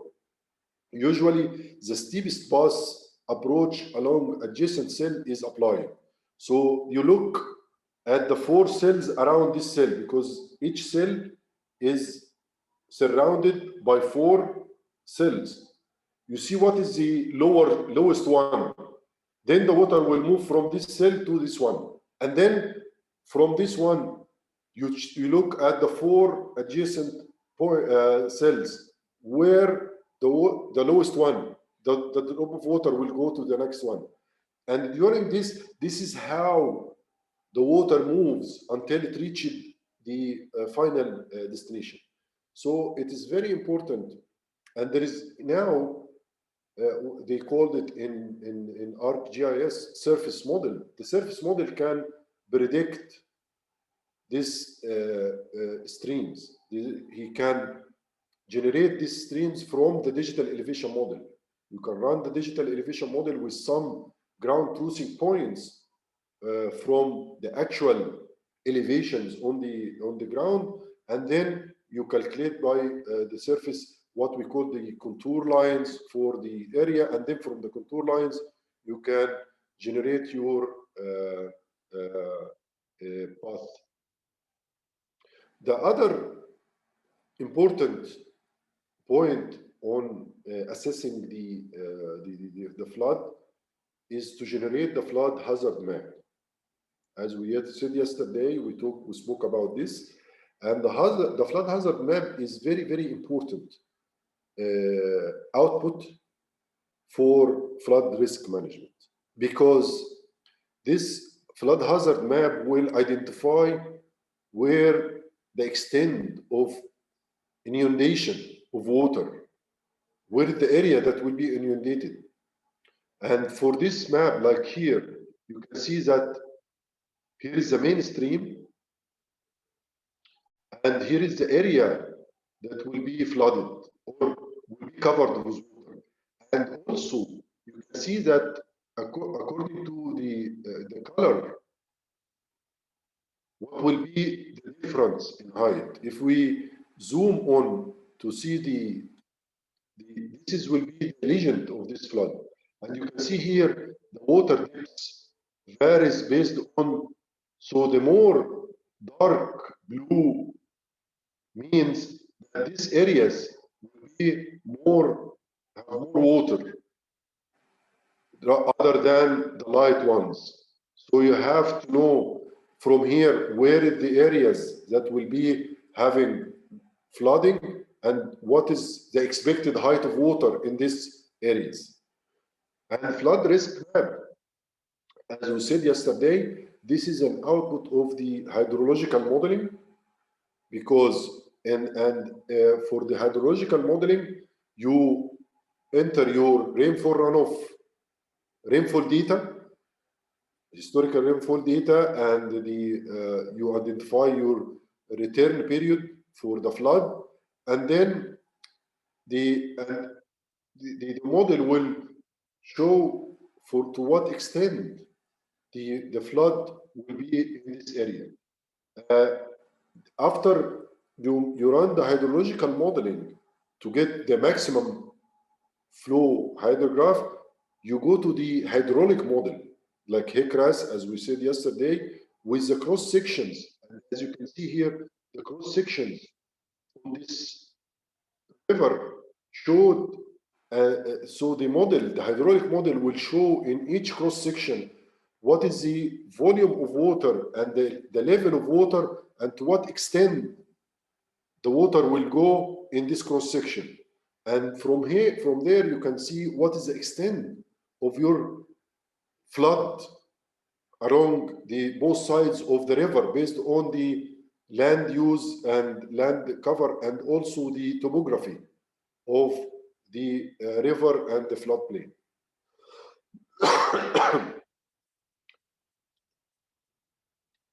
The second step after you calculating the flood hazard map, you calculate the flood risk map. And the flood risk map is after you get your flood hazard map, you overlap this flood hazard map with the land use to identify which properties that will be at risk. What is the areas that will be at risk? And here, this area is a residential area. So these areas will be at risk. So you have to see how many people in these areas that will be at risk. You identify the number of people that can be at risk of this flood. What is the important operations and buildings and that can be damaged, and also the evacuation routes. See if these areas will be a problem, how easily you can evacuate these people, and from which route you can also identify in this risk map. And then what will be the potential damage, economics.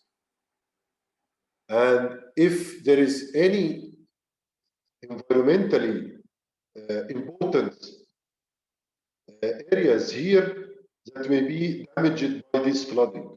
So also this has to be taken into consideration. Any cultural monuments or any buildings that was a national importance should be also identified. This is the legend, typical legend of this kind of risk maps, where you have here the number of people that will be affected from 0 to 100, from 100 to 500, or 500 to 1,000. So by putting this legend, you know the severity of the risk in these areas. Also, you will identify what will be the different areas, land use areas that will be affected, whether industry, residential, or traffic, agriculture, forest, any should be also identified in here.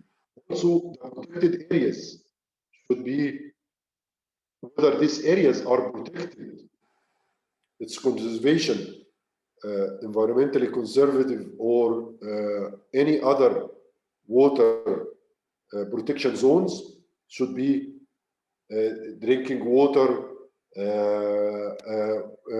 power plants, things that's of high importance and needs to be protected. Also, you should identify it in this flood risk map.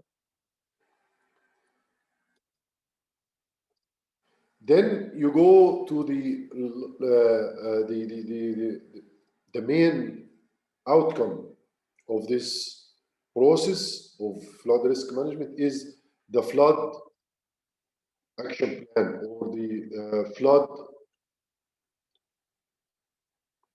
implementation, or the action map, where you have here the areas that will be affected, and then you start to put your protection measures. So the protection measures can be galleons that you can put, which is called temporary sand bags in certain areas, or it's like these ones, or you can put permanent protection measures. And in this, you put the height for these sandbags, the action. What will be the height and length of each of them? You put it in the legend. And also, you put the time needed to implement this and the stuff needed for each of them. And here you can see here, there's a potential flooding, and then you put sealing of building, you have flood defense measures, and facility property protection, and roadblocks. All this has to be put in this map in order to be able to, when you have this map, immediately you will, when you have the crisis, you start to disseminate the map for all the active stakeholders, and each stakeholder should take into consideration the certain measures in this. Like in this one, it's raise wall to anticipated flood level with sandbags. This is one of the action, and this is in page 3 or 5 pages of this map. So the group who are responsible for doing this has to take this map and start going to the areas located in the map and start building this kind of sandbag in order to protect the areas. And even here in this, you estimate the timing for finishing all the required raising these walls, sandbag walls, how much time you needed in order to cover the whole. This is also estimated and put in the map, and how many people needed. So here you said 10 people needed, and it needs 12 hours, 12 and a half hours to be implemented. So each kind of mitigation measures you put in your action plan you put it here and you put it in this flood action plan in order to ask to immediately start this plan as soon as you get the warning from flooding. So, as we said before, the flood risk assessment can be done in stages. And in Georgia, the first stage is to make assessment using GIS and digital elevation models and appropriate simple tools, not sophisticated models. And this is in the areas where you don't have the GCF project is working, because in these areas you need also to have assessment of the flooding, and you can use simple GIS and digital elevation models with appropriate simple tools to be able to generate the risk maps for these areas. So the stage 1 delivers utilizable flood exposure map with a simple approach. This can be achieved in stage 1. And then stage 2 links this GIS assessment with coarse hydrological modeling. If you have one delineation of watershed, and then this is, you make delineation of your watershed or your, as we said, the catchment area, and then you apply the digital elevation model to know what is the routing and the flow streams and the drainage network, and then subdivided in this catchment. You should divide it into sub-basins based on the different tributaries contributing to the main tributary, and then you have the model.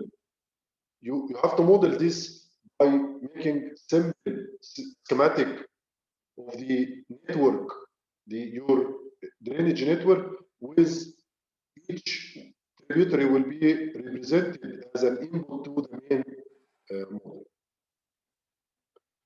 Stage 3 is to link this GIS and hydrological modeling with the hydraulic model approach and the application of the standard formula for this hydraulic modeling, like HECRAS or Delphi hydraulics. We can use RIBASIM also. It can be used as one of the models for hydraulic routing.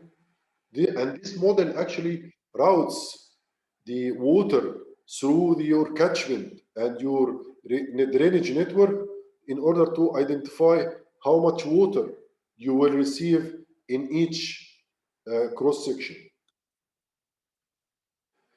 Also, you can do what will be, and this was one of the components of the GCF model, GCF project, is to have a community-based risk assessment. And this is a simple approach for community-based risk assessment, where you can use the community, the farmers, the people who live in the impacted areas, and get their experience and their knowledge about the historical floods, and try to record this in a map, and where the areas that has been flooded, what is the extent of this flooding, how many people, the casualties, where exactly the people died, where the properties has been damaged. All this you can put it in a simple map using the historical knowledge of the communities in order to build also a flood risk map without sophisticated. It will be rough estimation but it will help during the combating of the flooding.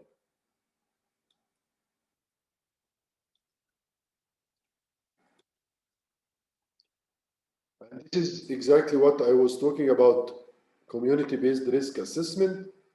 You collect events that have been occurred in the past, including spatial and temporal, draw a spatial extent on a map, and indicate severity by colors from, and all this data you will grasp from the community, from the people, from the history, their historical knowledge, and also draw the duration of the flood with different colors, indicate the points of known of estimate water levels in, if they know that the water reached to that level during this flooding. So you can also put this in the map and draw all the damages. And this, it's time consuming because you keep talking to the community and collecting data and try to transfer this data to map, but it's useful for communicating and with the village people. Also, there is one important point in flood risk management when you calculate or assessing the complex of the river system. You have to take this into consideration because the river, the flood is an accumulation of different, coming from different tributaries to the main tributary. So if you have here, this is the main river, but you have a lateral inflow coming here. But sometimes the flood coming in one of the tributaries, but it's not in the main river, or vice versa. So how come you, how you can incorporate this and calculate what the flow downstream this confluent? What will be the flow? So there is a formula used for this confluence. It's called confluence formula, which calculate the Q down, which is a length of the high water upstream, high volume of water upstream, and divided by the length of the high quality of the water downstream, multiplied by the high quality or high quantity of the main river.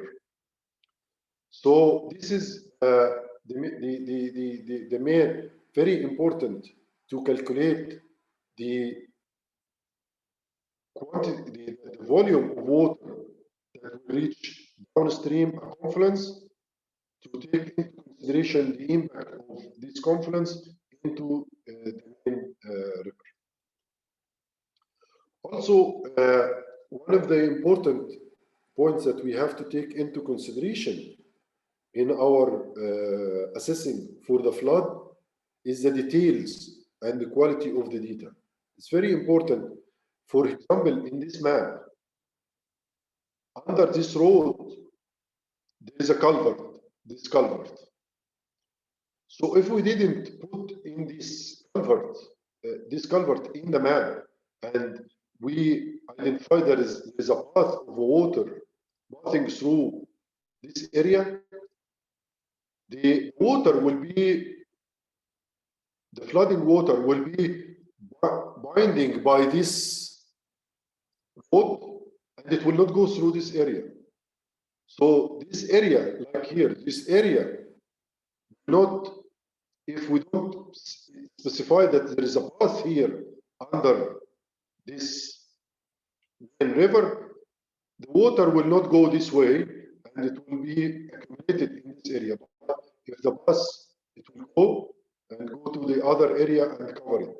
So we have to make sure when you have like structures like this to be presented on the map, and you have to put the dimensions of it, because it affected, if water will flooding, it will affect if the water will go through this or it's just a block and the water will go to these areas.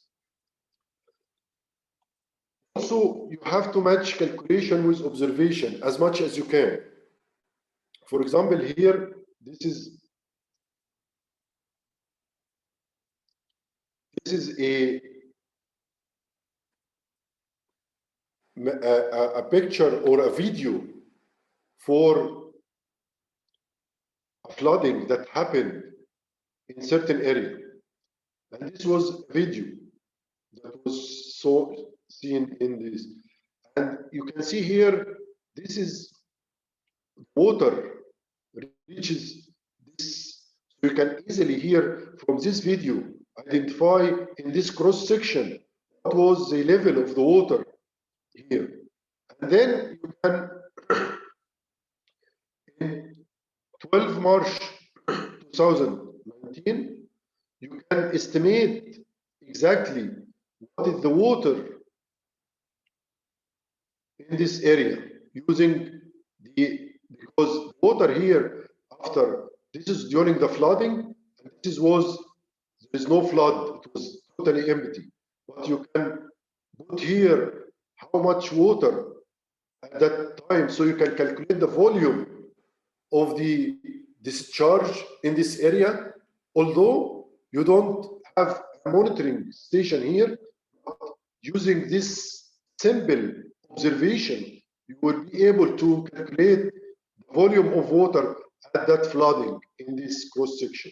So this is how to utilize the data available, any data available. So whether it's pictures or videos or photos, you can make use of it. Also, and this is actually one of the points that has been raised by Irakli in his presentation when he was talking about the upgrade of the water hydrological monitoring network and the importance of the discharge monitoring, because usually you can, when you usually measure the depths of the water, and you have a relationship between the depths and the discharge, which is called the rating curve. And this rating curve, when you build it in a certain cross section, for each cross section or for each monitoring station, you have monitors monitoring the levels, and then you convert this level into discharge by going into this curve. You have the level here, you go there, and you get the discharge.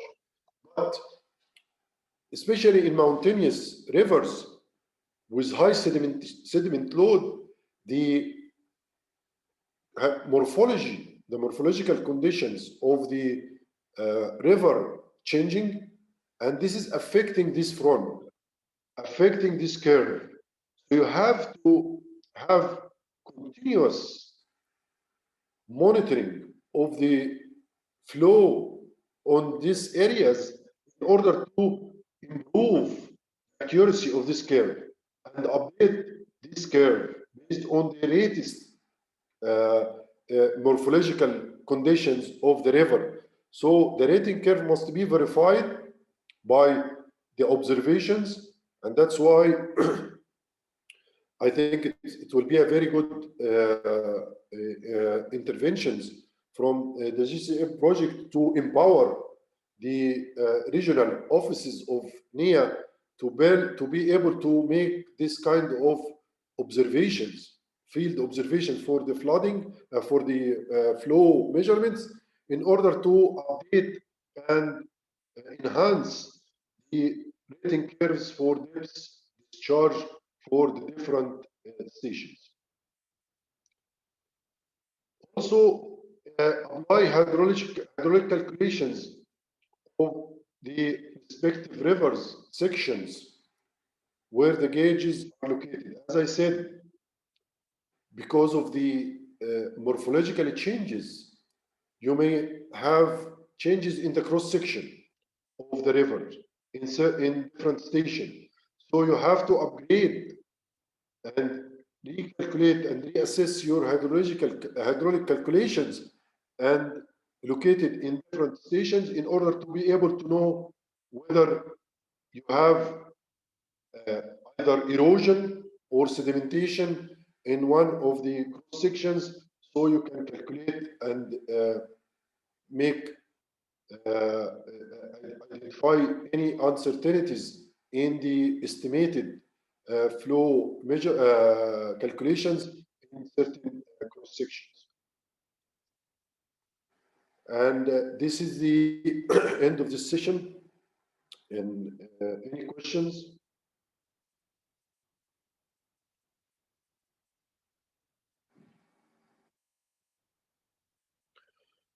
If there will be no questions, we can go ahead and go to the last session about climate change impact on flood and droughts, and then we can conclude this training. It seems that there is no questions, so I assume.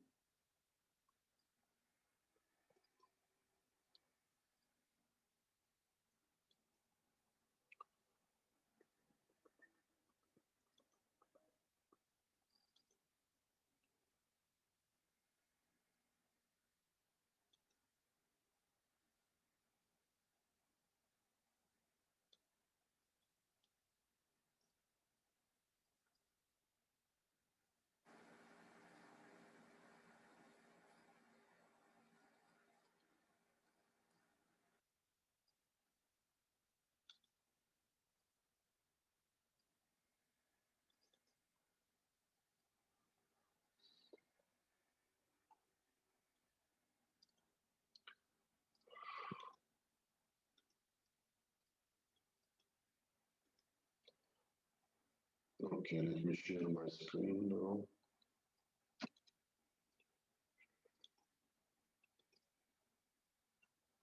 Okay.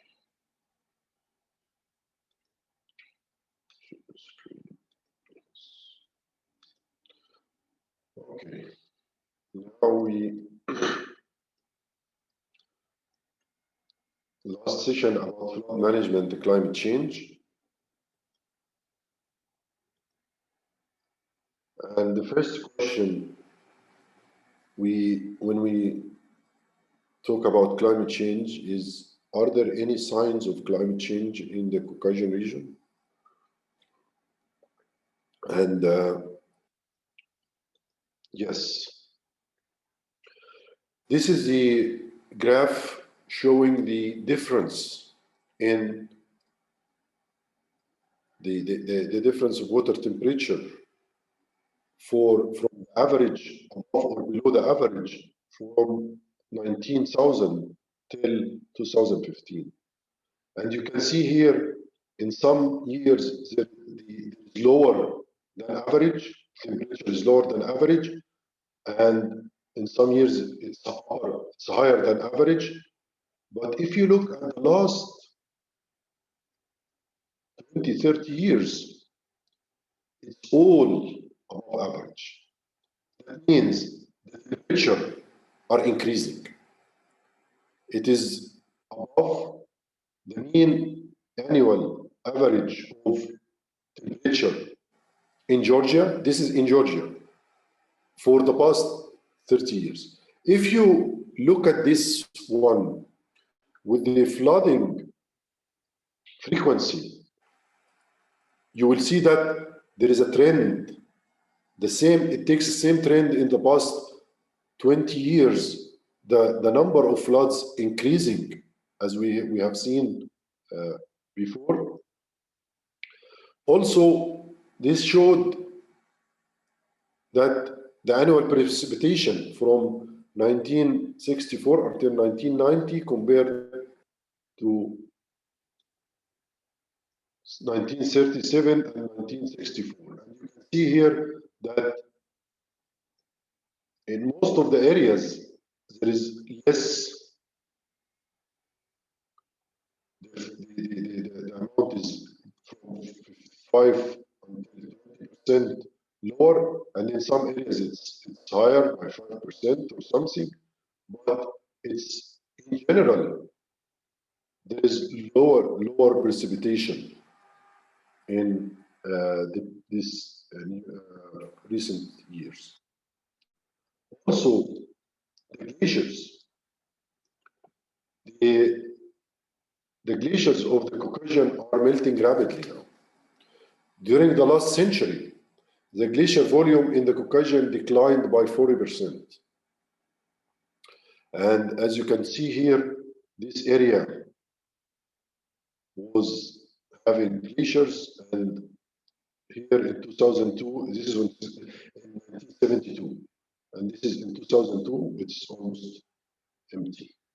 So the glacier also is melting rapidly. This is the change in glacier volume in most of the regions around the world. So it is not only in, and you can see that a general trend that declining the volume of the glaciers from 18th century until year 2000. So there is an impact of climate change. Here is the graph for the number of flooding, flash floods in Georgia. As you can see in these past years, the number of flooding has been increased, and this goes with the trend that I showed before here, with the temperature increase. So there is a trend that this meteorological conditions impacted by climate change. So it is clear that climate change has detectably influenced several of the water-related variables and contribute to floods. The rainfall pattern changed, there is faster snow melting, and also increase in the frequency of extreme weather events. So the three parameters that affecting flood has been affected by the climate change. So climate change has a real impact, and it's obvious that it influences the flooding. So how can we model? Because climate change is something we have to predict the impact on 100 years, 50 years, and 100 years from now. So how can we observe and predict the impact of climate change? There are models for predicting the impact of climate change, which is called the climate system models. And these models take into consideration all the hydrological cycle and meteorological conditions that affecting this cycle, and the formulation of greenhouse gases, how these greenhouse gases, how the solar radiation affected the solar radiation, and the atmosphere land coupling with this solar radiation impact, and how the heat exchange between the different components of the ground and water, and the change of the atmospheric composition, and also the change of land features.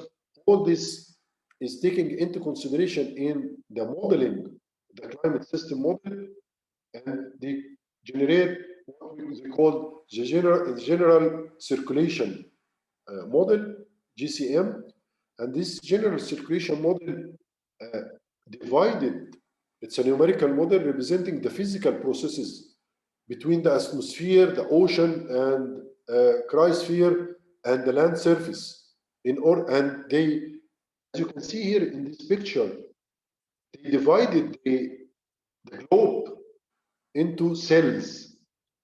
These cells have horizontal X and Y, and also it have vertical depths, because this is the atmosphere over the soil, the land.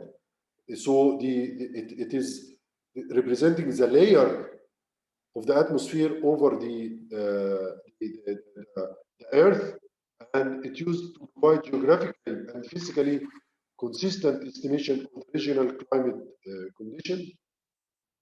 And here, how it represents, you see, this is one cell of this GCM model, and the resolution of the existing GCM models varies, depends on the size of this cell. What is the minimum size of the cell? And the minimum size varies between 250 to 600 kilometers in length. So this is one cell is 600 kilometer by 600 kilometer, or 200 kilometer by 250 by 250, and the lower the size of the more resolution, high resolution of the model, but the more computational time and the more processing, stronger processors needed to run this kind of climate models. And it has 10 to 20 vertical layers. So it's not only, so each cell is not only one cell, it has 10 to 20 layers of atmosphere, and sometimes come to 30 layers in oceans. This is how the difference between the real world and the modeling of the GCM. This is the real world land like this, in the left side, but has to be, when you represent it in the model, you represent it like this, in cells. This is one cell, this is another cell, this is another cell, and this is the ocean. So it is simplifying the reality in the ground to be able to model the different processes affecting affected by the greenhouse gases and the climate change. This is how the evolution of the GCM models over time. And as you can see, we started in mid-60s with only two models, atmospheric, land surface, and ocean. And then it is getting more and more complicated and added more modules to this climate circulation models in order to include more processes and make more emphasizing on certain processes that affecting the climate, and also affected the different processes on the ground.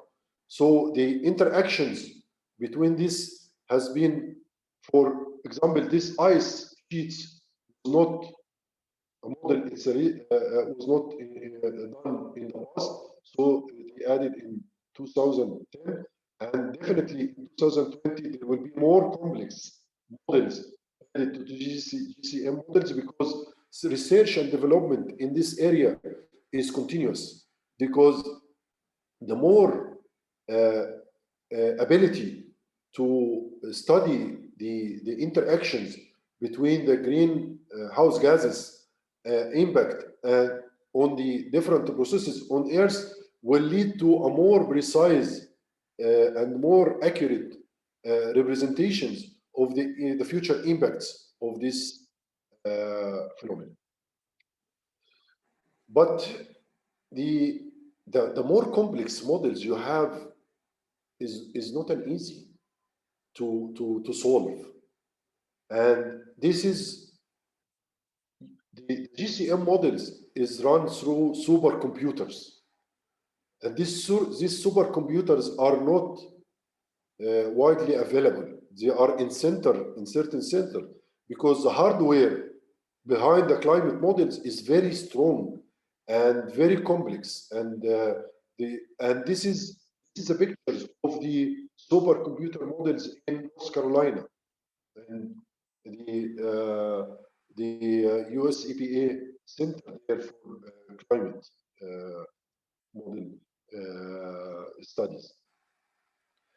But even though, as we said, when you have more complex model, you are trying to reduce the uncertainty of your model results. But still, the large size of the model cells make uncertainty, because you cannot go lower in cells, because this is will have infinite number of processes, and your computers will not be able to run. So you have to have limitation for how to go smaller in the size of your model cell. And this is also a source of uncertainty, because area of 250 kilometer by 250 kilometer will be represented by one cell, and this is will have only, you have to have one characteristics of this cell.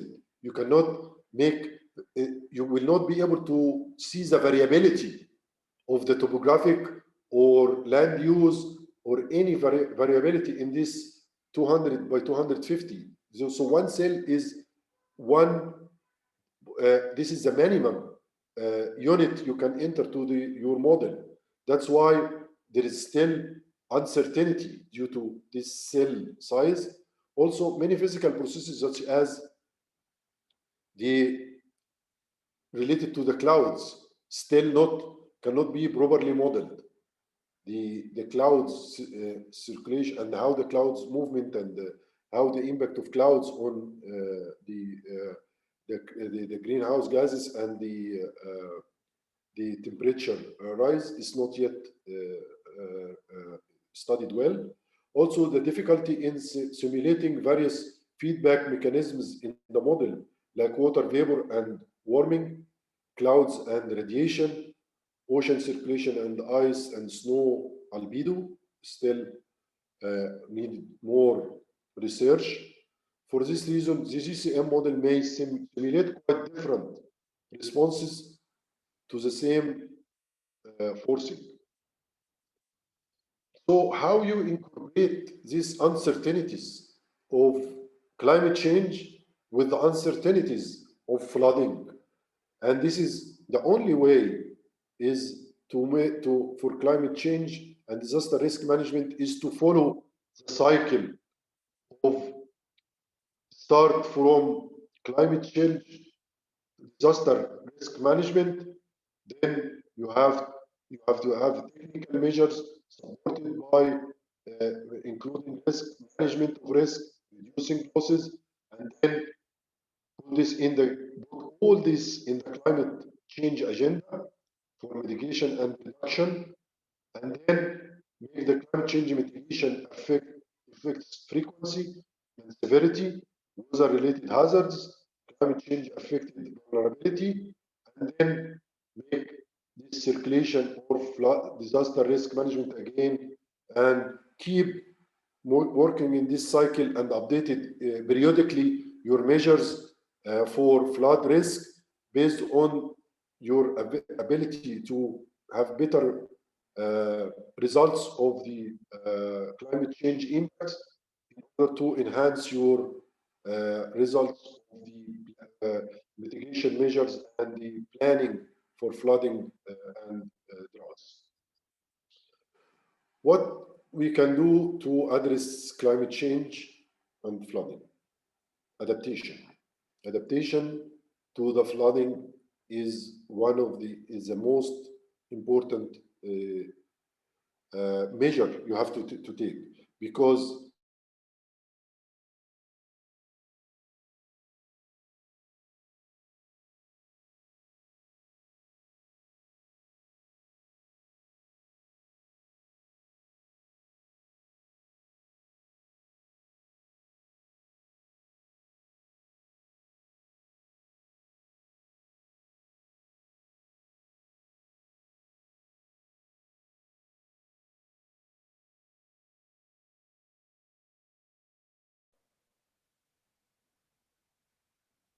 sorry, I was disconnected.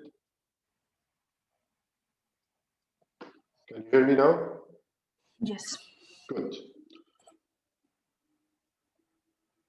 So, as we said, we need to make adaptation. And adaptation to propose, this is a proposed framework for adaptation strategy to floods. First step is the flood risk assessment. As we said before, you have to make flood risk assessment. And then you have the climate and social and land use to make the assessment, and then building your scenarios for adaptation based on these extreme events. What should I do?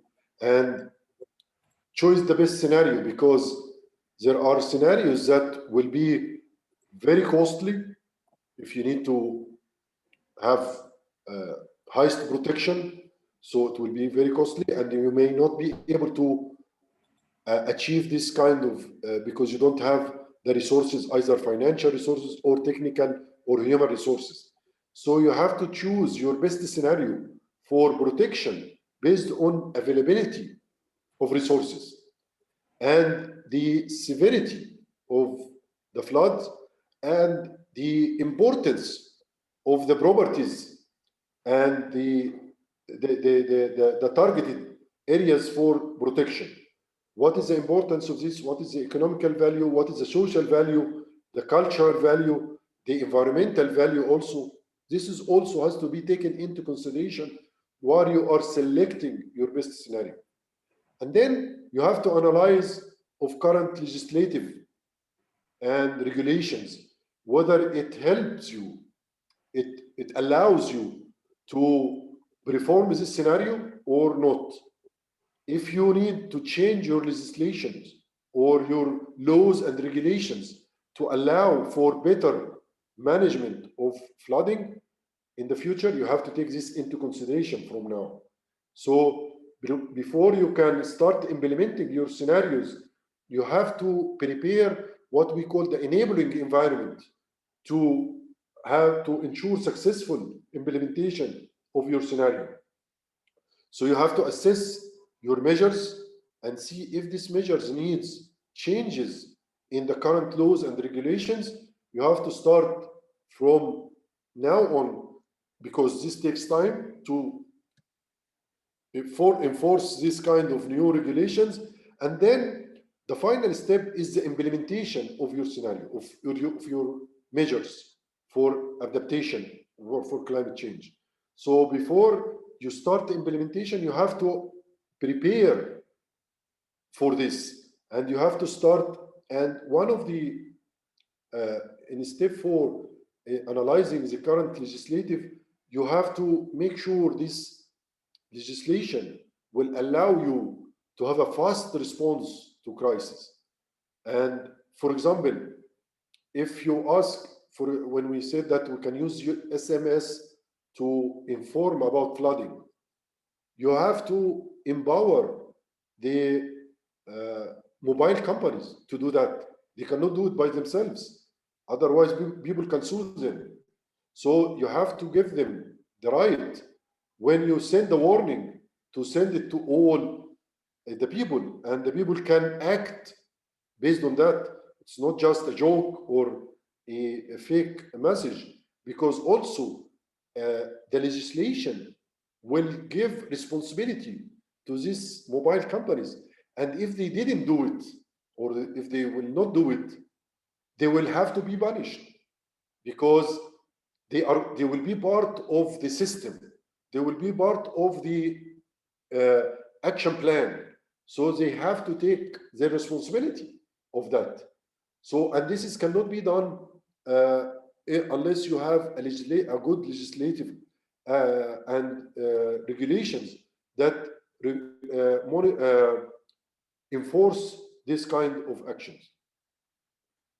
And the last point for adaptation is the implementation of your measures and continuous monitoring and follow-up and evaluation, and make changes for your plan based on the changes. Because as we said, climate change there is high uncertainties. So every year and every month, you have new information about this phenomenon that may enhance your plan. So you have to keep loop you have with the regional and the national and the international centers for flood risk management in order to give you the most highest information, accurate information about the impact of flood, climate change on flood, in order to take this into consideration in your updating of your plan.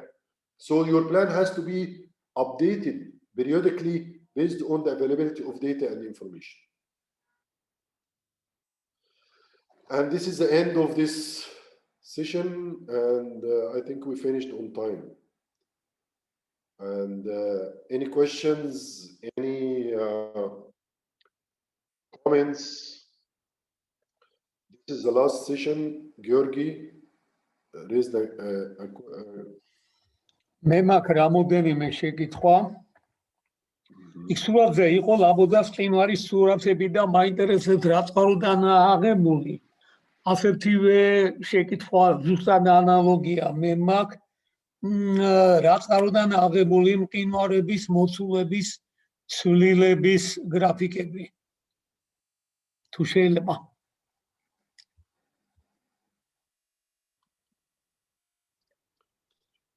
Yes, the source is the second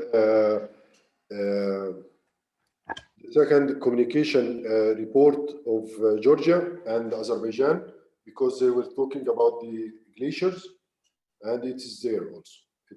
I will send you the source of this.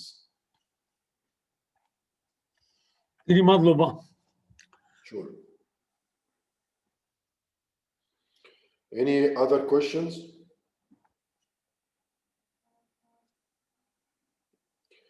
So მე მაგ ურთულესი შეკითხვა ძალიან რთულია განსაზღვრა როგორ უნდა შევარჩიოთ კლიმატის ცვლილების საუკეთესო სცენარი ქვეყანისათვის ან თუნდაც წყალდიდობების ხდომილების სცენარი, რაც არ მგონია რომ საკმაოდ გადაწყვეტადი და ადვილი საკითხი იყოს. Yes. Yeah, I think you are so right. Can I? Because I have to. Yeah, I think you are so right, Georgi, in this question, because selecting the most appropriate scenario is difficult, and because there is uncertainties in both in the climate and in the flooding. So it will depend on how much you want to protect your area, and as I said, it depends on the cultural importance, the human lives, any properties that is of cultural importance or national importance, like the public services, like hydropower plants and the thermal power plants or the water intake structures. And then for incorporating climate change into this situation, what you can do is, from my point of view, is to take longer return period for the flooding and try to have a better response for the climate, for the flooding when it happened. So you have to have your what we call the fast response centers in certain areas in the potential impacted areas in order to move faster to facilitate the flooding events. But to be honest, to select which model scenario for climate change to take it into consideration when you are studying flood risks, this is very tricky question. Some can say, if you are conservative, take the worst case scenario, but this will be very costly. It will be, you may make some measures that you may not need it because you take the very conservative path, but you will have high protection probability. And the other one can say use the middle, the average model, risk model that can give you a reasonable protection level with reasonable cost, because it will be very difficult to convince the decision makers to put money in and invest in events that may not be happen, or it may happen and the probability of it's happen, it's 1% or 2%. It's not easy for, especially in developing countries. So you have to be careful in selecting the model that you want to build your flood risk management plan based on it, in order to be able to convince your decision makers to endorse the budget needed. As we said in our presentation, one of the major issues in flood risk management is the availability of funds.